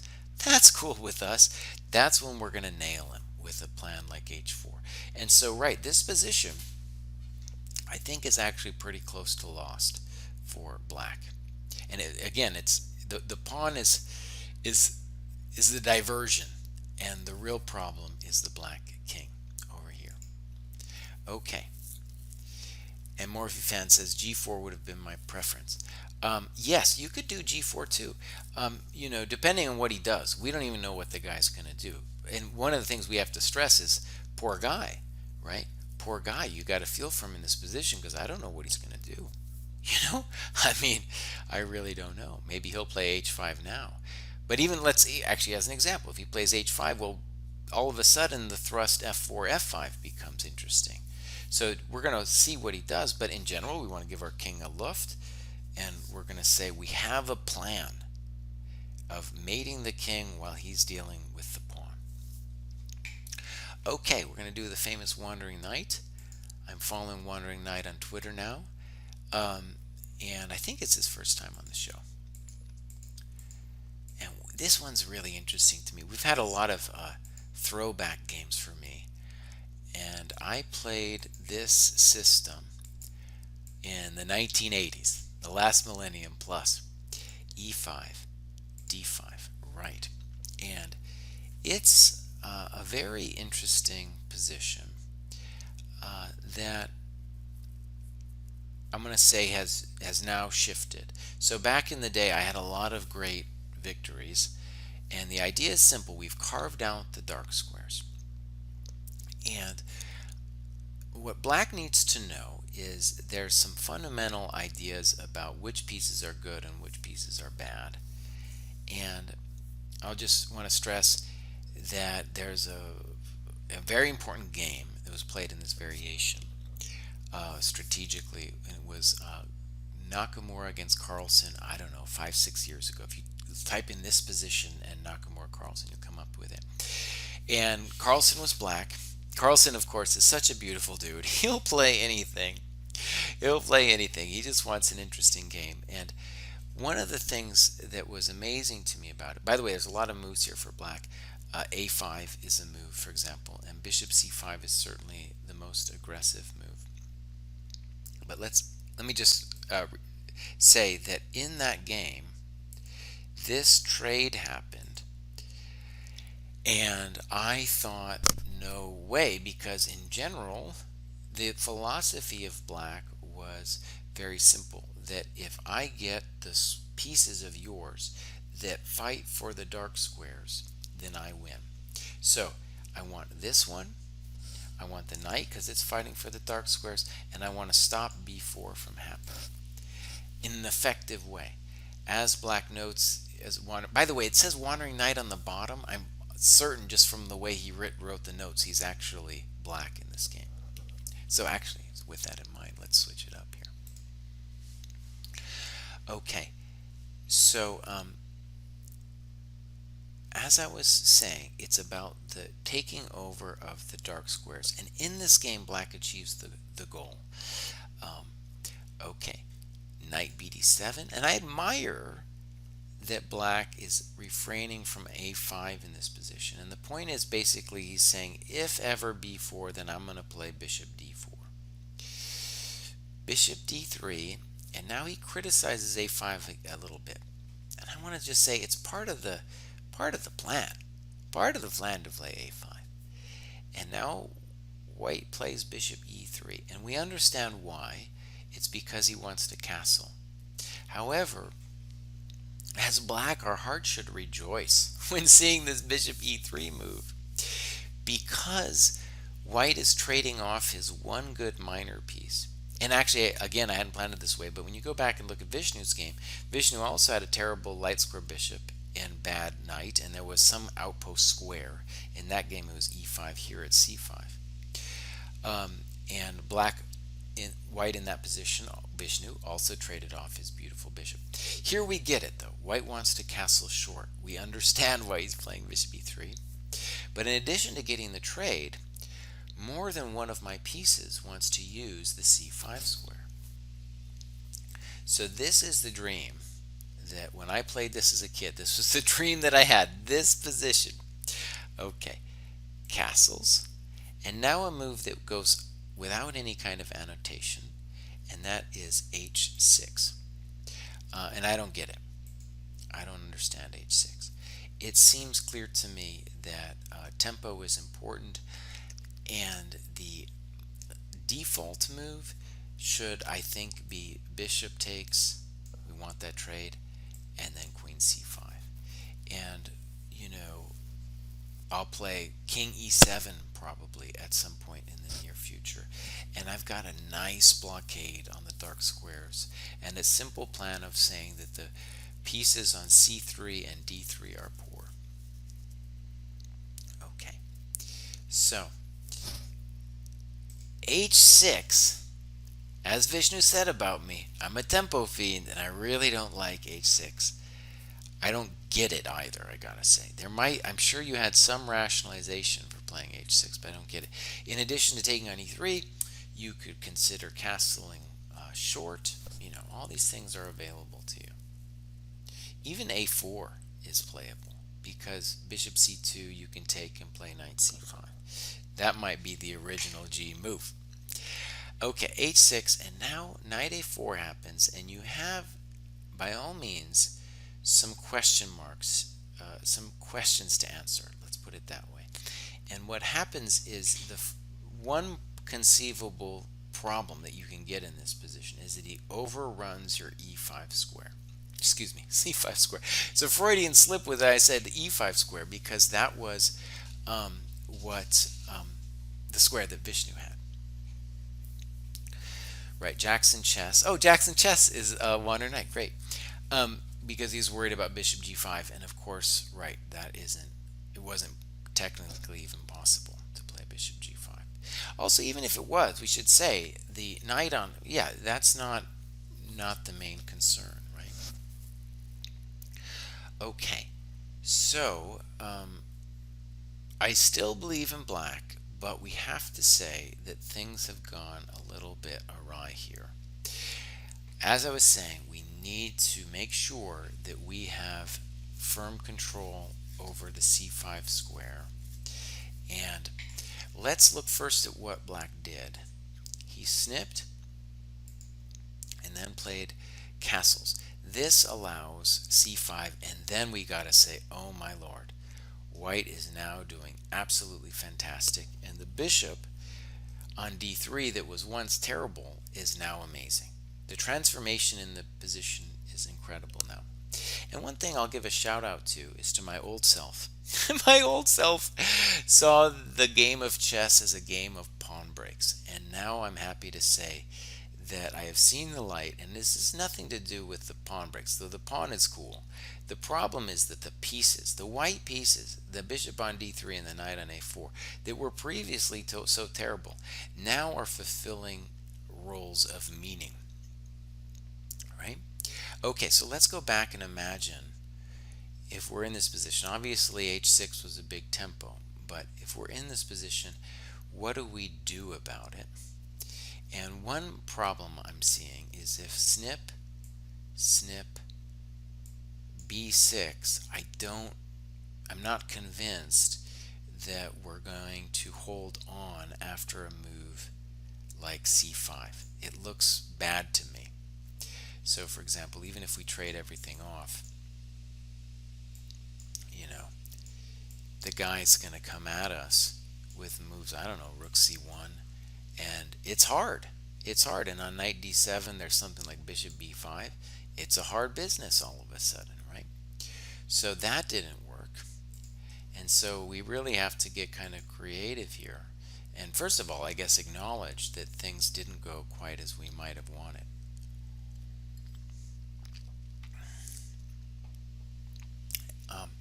b6 would be the next move. It obviously looks a little suspicious. But the point would be to say, I don't believe in this, by the way. The point would be something like this, but you know, a good move for white, I'm almost certain it's going to be this one. Bam. Yeah. Very frightening. And maybe we survive with this and like queen takes, but it's looking frightening to me. At a minimum, there's going to be some kind of queen f2 and the guy controls c5. And once that happens, we're in trouble. So I'm just trying to say I still want to believe in your position here. but that I think it's definitely very difficult here. I'm sorry, Jackson Chess. You're Trina. Okay, so good. Well, we have both players here. So wait a second. Wandering Knight was talking in the notes. I'm confused. I did it all wrong. So, well, we both have everybody in, which is great. In any case, I'm kind of doing it as if I was doing it. I did get the notes all messed up.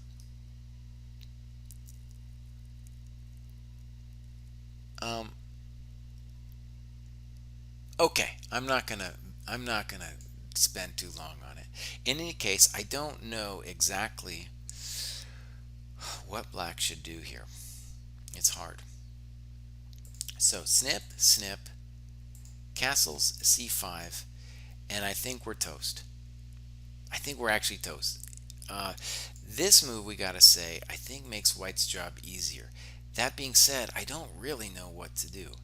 Um, the reason b6 will make it a little easier is we're giving the knight something to do and we're opening up the c file. Maybe just on a practical level, we could have tried knight h5, and that would have at least given him some questions to answer. For example, though, I assume after g3 that we really don't have anything, but at least it would have given him some questions to answer. Okay, so b6, and it's a little weird to me that he played the rook f instead of rook a, but this is indeed like a real problem, him coming down to c6. And here g3 actually would be, I think, a good example of domination, just to make sure that black never got anything off here. But it's definitely going to be very tough to play against this situation here. Yeah. And I think, Trina, that what you're doing from a practical perspective, absolutely correct. And you do have a little bit of, let's call it something something here. And it's this move, I guess, we would want to find something for you. It's difficult, but let's just say the intuitive attempt would be rook c8.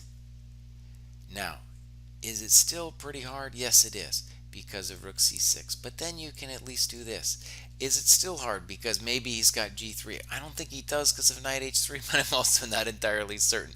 All I know is it is on this move here that we need to make something work, because he is about to seize the initiative with his d-pawn, and once he does that, our knight on f4 isn't going to be so cool anymore, right? So a4, d6, probably a good move. And rook a6 is wrong, right? And he needs to, it's not rook a6, because rook a6 is some kind of dream about um about winning pawns over there on the queen side. Queen g5. It's a natural move. You gave it a question mark. I guess the real question would be like, well, what should black do? And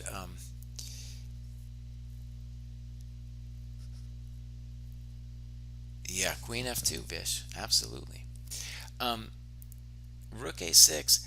I don't know what black is supposed to do here. It's still pretty hard.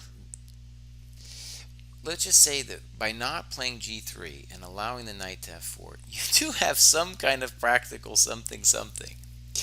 Okay, let's just see how it went. Queen g5, and definitely not that. And one reason to see that you don't want to do it is you're facing really a fissure ending at this point. You're already a pawn down, and the fissure ending is just totally brutal. Fissure ending being rook and bishop against rook and knight. Why? Because the bishop really controls as many squares as a rook, but it doesn't controls only one half the board. But then when complemented by the rook, which controls both, Vishnu's heard me say this 1,000 times, he's already bored. There's really an attacking potential. So this is kind of like, I feel, resignation. Do I have great a great advice? I don't. I am afraid I don't have a great advice. So well played by white, and then winning. So interesting game, yeah. And I would say both players should check out the Nakamura game. It really changed my sense of how the position was played. Naka was white. Naka ended up getting a great position. That was back in the time when Naka lost every single game to Carlsen, so he ended up losing a completely winning position. But still, from like let's say an understanding of the position, really interesting. Okay, so we're going to finish off here with Ricker. Um, and I'll just revert here briefly. I'm not going to forget to go back. And Ricker, let's put this little hand over here. Ricker has been with us on the show for quite some time. And one thing that's interesting about the show is that it's mostly older dudes on the show, kind of like myself. And Ricker's up in his 60s and has started playing chess pretty recently. When he came on the show, he was dropping pieces like a maniac. And now the problems that he has are far more advanced. And so it's just been a cool thing to see. And something I want to just state, I say this at least once every show, is if you go back and look on chess.com, you can go back and look at all the threads of people's annotated games. You can see that people have drastically improved their ability to talk about the game, finding the questions in the game. And oftentimes, when people are first submitting, they think that there's only like one or two interesting things that are happening in the game, and maybe one or two things they could possibly say about them. And I think that's how I get the problem where I get a lot of people submitting games where they're just like, hey, here's a cool game I played, take a look at it. And I'm not going to look at it. I'm not going to look at it. The idea of the show is to encourage people to submit their games and for them to think about the games. This is an opportunity for them to pursue what I think is the path to chess improvement. And what I'm giving is motivation a little bit, but mostly like the ability for you to see it through my eyes. I don't turn on the computer, so it's not the computer's eyes. The computer's eyes are interesting. I encourage you later to look at it with the computer. And also, I will try to tell people the things in the game, the lessons that they might get out of it, that I wished I had heard when I was, coming up. Right? Those are the things I want to try to impart. And, I have a lot of games, and I oftentimes don't cover them all in the depth that I would like. Sometimes I run out of time. Okay, I promise I'm going to switch the scene now. And let's go back. Also, I want to stress, some people put games up on there. There was one I felt kind of bad about. There was a game somebody put up with pretty good notes, but it was a game that was a 3-2 game. 3 minutes with a 2-second delay. And let me just explain. I don't, I don't mind that you play those games, but what I'm interested in doing, obviously, when I do this kind of analysis is to have kind of meat for discussion. So a position where you thought in the game a bit about it, had some thoughts, and then refine those thoughts in the notes, and then I come along and hopefully say something insightful at the end of it all. That's the intention. So I don't cover the games that are 3-2, and I apologize for people just posting it. Again, it is hard. It is very hard to go over your own games, and the first time you do it, your notes might well be just cursory, and then you're going to be like, oh, not good enough for Jesse's show, he won't look at it. And so part of it is you can find interesting things, variations, thoughts in your game. They're all there. All of chess, the microcosm of chess, is in a Patzer's game as well as a Super GM's game, or in some weak GM like myself. All of the beauty of chess is there, and you just have to find it. Okay, speech over. Let's look at Ricker's game. By the way, I want to say sometimes I forget to look into the the Twitch chat, and I apologize in advance if I missed somebody's comments. I'm sometimes bad about that. All right, so here we go. Uh, this we've transposed into what's called the Leningrad Dutch. Excuse me, Leningrad Dutch. The Leningrad Nimzo. And this is actually, it's a very interesting system for white. Black has come up through the years with ways of meeting it. But if you specialize in this for white, like just study some classic games, what you'll find is the position is very rough and unbalanced, as basically every Nimzo position is. And it's especially hard because black players won't be used to it. For example, I've faced this as black a number of times, but I always forget. It's like 10 years in between times that somebody plays this against me. Um, yeah. And I know, for example, Ben Feingold plays this all the time, and I had this against him. I was lucky to draw. Lucky to draw back. Okay, so let's talk about it. Castles. Looks like the right move. It's the move that I always want to play when I'm playing black in the Nimzo.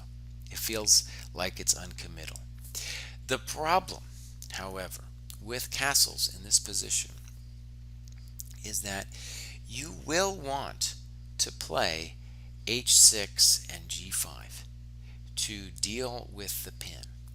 The second you castle, it's going to make that h6 g5 business harder to do. It's not a losing move, but it's really problematic. And we're going to talk a little bit more about that in a second.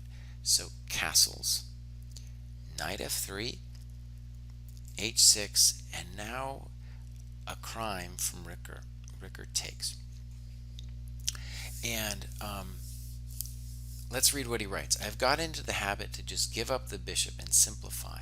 If I play bishop h4, it usually leads to complications that are not comfortable. Well, not comfortable for who should be the question. For whom? And let's take a look. Bishop h4. Now, does he want to play g5? I don't know. Put yourself in his shoes for a second. Do you want to play g5?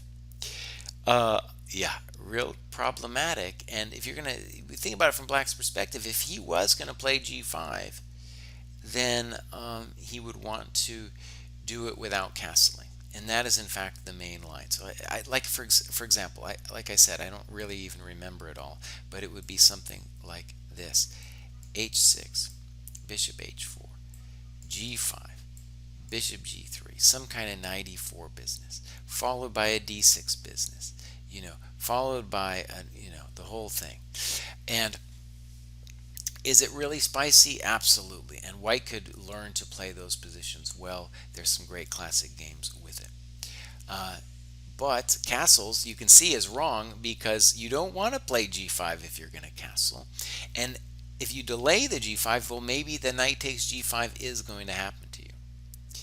Okay, so bishop f6 makes things easier for black. And here's an interesting strategic mistake, Ricker. You play e4. Now, again, the nature of the mistakes you're making here are so much more subtle than the mistakes you were making whenever it was, years ago, that you started coming on the show. The reason e4 is wrong is because you have to now realize that you've given up the dark square bishop, and he is going to look to press you on the dark squares. So the simple move to play would be e3. And the idea is that we control the dark squares, and we don't have to worry about the d5s of the world or any of that stuff. And here black would be on his own. There's a variety of ways to play, and in fact this is very reminiscent of what's called, I think, the big center variation of the Trompowsky, which goes like this. I think this is how it goes. And at first sight, every time I see this position, I say to myself, oh yeah, white's doing great. Well, in fact, it's pretty equal, and Black can play things like d6, g6, bishop g7, queen d8. He just kicks it, and the dark square control, the unopposed dark square bishop, is very meaningful in the defense. And actually, Paul in New Jersey should bear that in mind, because he had that beautiful bishop on f6 in his game that had, some similarities in that it was such a great defensive piece, and it allows black in this position to be a little bit down in development. Now, in addition to e4 being on the wrong color, it then has a tactical problem of allowing c5. And then all of a sudden, we have some grief ourselves. Now, here's where we're going to need to be very careful, and I'm pretty sure the bishop e2 is not correct. Probably we need to play e5 directly. So bishop e2, knight c6. Now notice, again, Ricker, that you're playing now a customer. You're playing a guy who made the inaccuracy of a castle's move, right? But in terms of his last several moves, he's coming at you with good force. And now you're in trouble. You're really in trouble now. e5, queen e7, castles, snip, and now I'm going to say he's winning. And the reason is that you don't really have control of the dark squares. Let me show you another variation that's actually interesting to compare to this one. So imagine c4, knight f6, knight c3, e6, e4, bishop, I hope I don't get this wrong, c5, e5, knight g8, knight f3, knight c6, d4. This is called the Mechanic's attack. And here, in this position, white has very reasonable compensation. And he's going to play things like knight b5 and bishop f4. And he had a great Ding-Loren game recently. But a lot of classic games in this where white has good compensation. And so if you can think about this position, you can say to yourself, oh, right, this is a template for what compensation would look like. And then we compare it to your position, and gotta say, he's so much better developed. Now, one of the funny things that happens in this game is that you do end up getting control of the dark squares. You want this bishop very much, and he is slow in developing this bishop. So let's look. Interesting, interesting. And one of the great things about what you've done here, Ricker, is that you now have at least a little bit of play.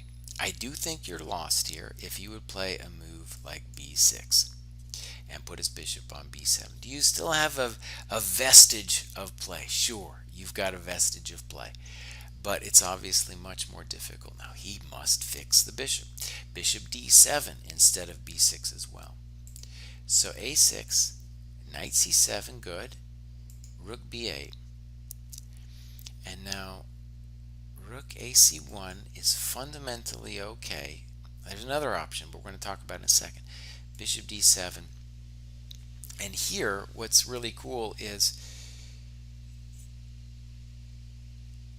well, you could very much consider, you should consider queen c5 here.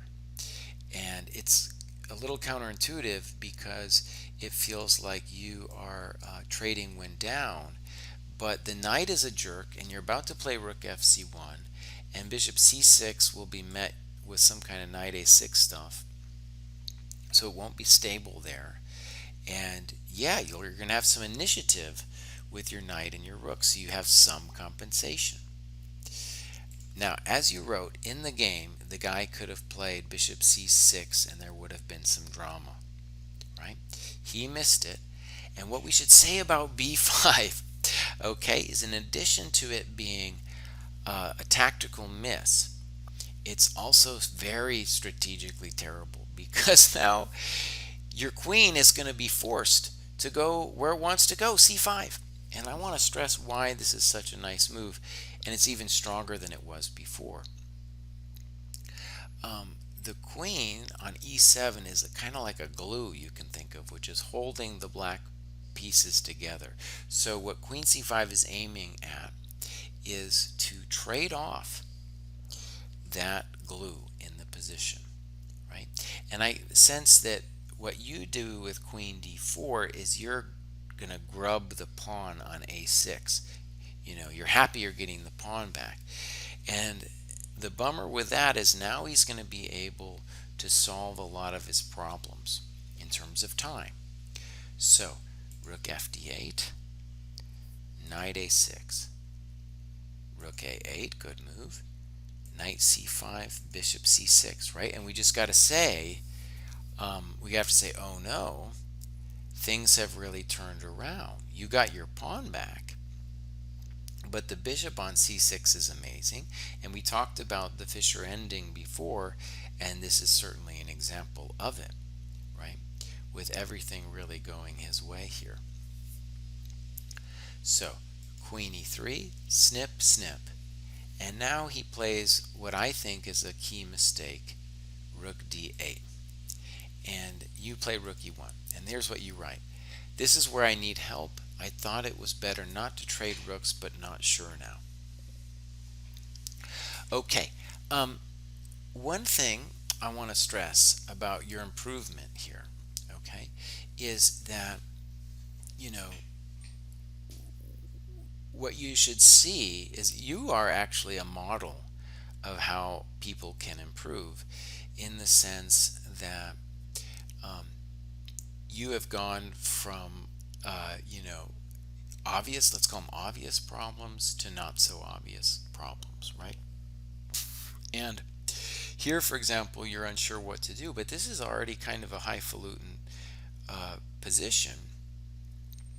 And what we should understand is that rook d8 was not correct, because the rook really should want to complement the bishop.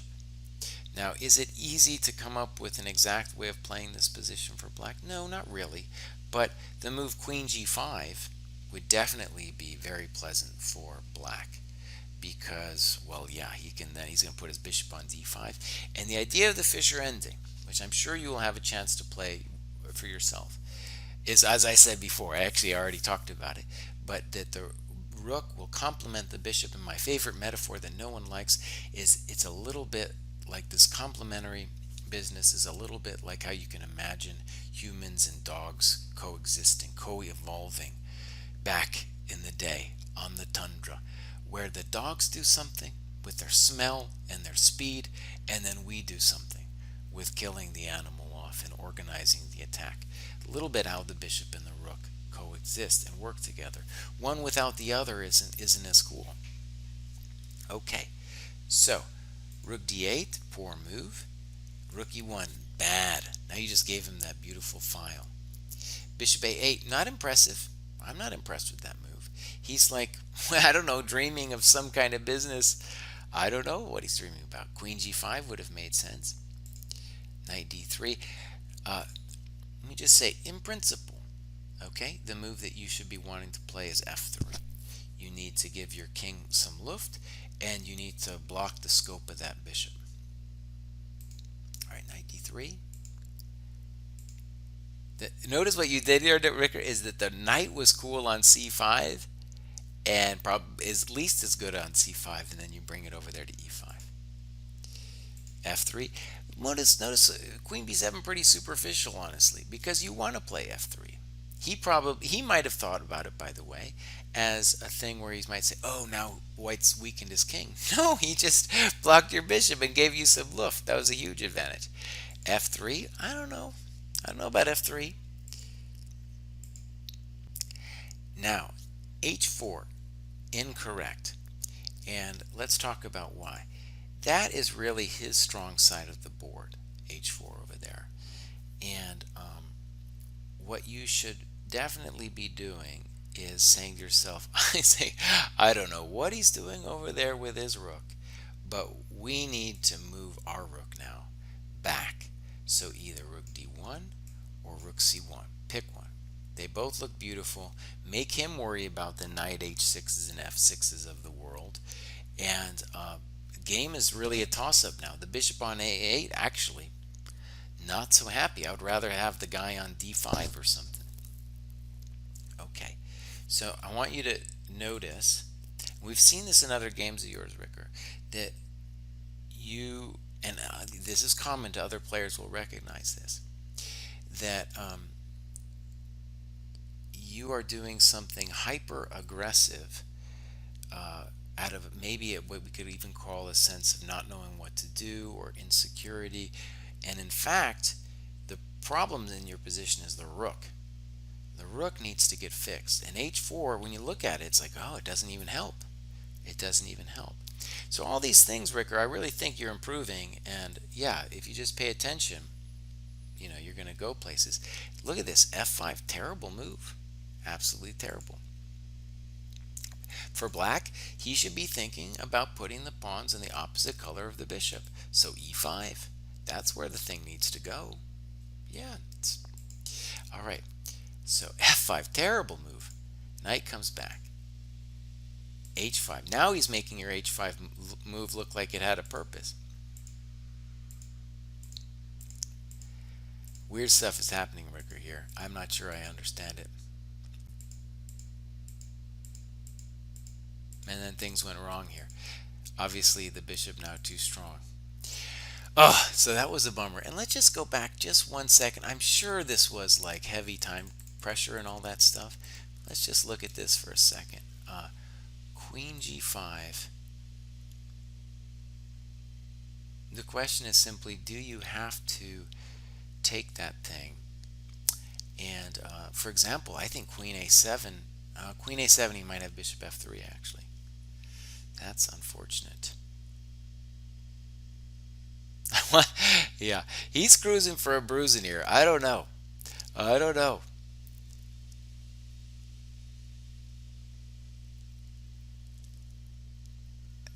Yeah, what do I feel like, anyways, I feel like this is getting close for him. Snip, it's not what we wanted, and especially because now the king gets active going to h6. Yeah, you're actually a little bit in trouble here. Let's go back a second. Knight e5, king h7. Can I just say the obvious here, Ricker? Move the rook. Move the rook to d1. Move the rook to d1. And notice that there was an inertia in that you had played h4 earlier, and then you were thinking to yourself, oh, I got to play h5. But rook d1, he's the one with the big problems. Holy moly, right? And moving the knight to g6, it's already beautiful. Actually, so notice it was a similar mistake. Your knight on c5 was beautiful and danced all around. He invited it to a beautiful square on e5. And now, same problem. You needed to fix your worst piece with rook d1. And honestly, after rook d1, even, I don't know, seems like you're doing pretty good, Ricker. Seems like it's going pretty well. Okay, so, guys, thank you very much. I will post, along with chess.com and the gnomes, we'll post a thread for next month's show. It'll be up soon. If you go to like the forums and Google my name, you will find it. And I will post this video edited from all the weird, nasty technical grief that I had. I'll edit that out, but otherwise it will be there for you to see at your leisure on the Dojo YouTube channel. Follow us on Discord, subscribe to our channel. Paul in New Jersey, thank you for helping us out, being subsidizing our wild enterprise here on ChessDojo. All right, everybody. See you next time. Bye-bye.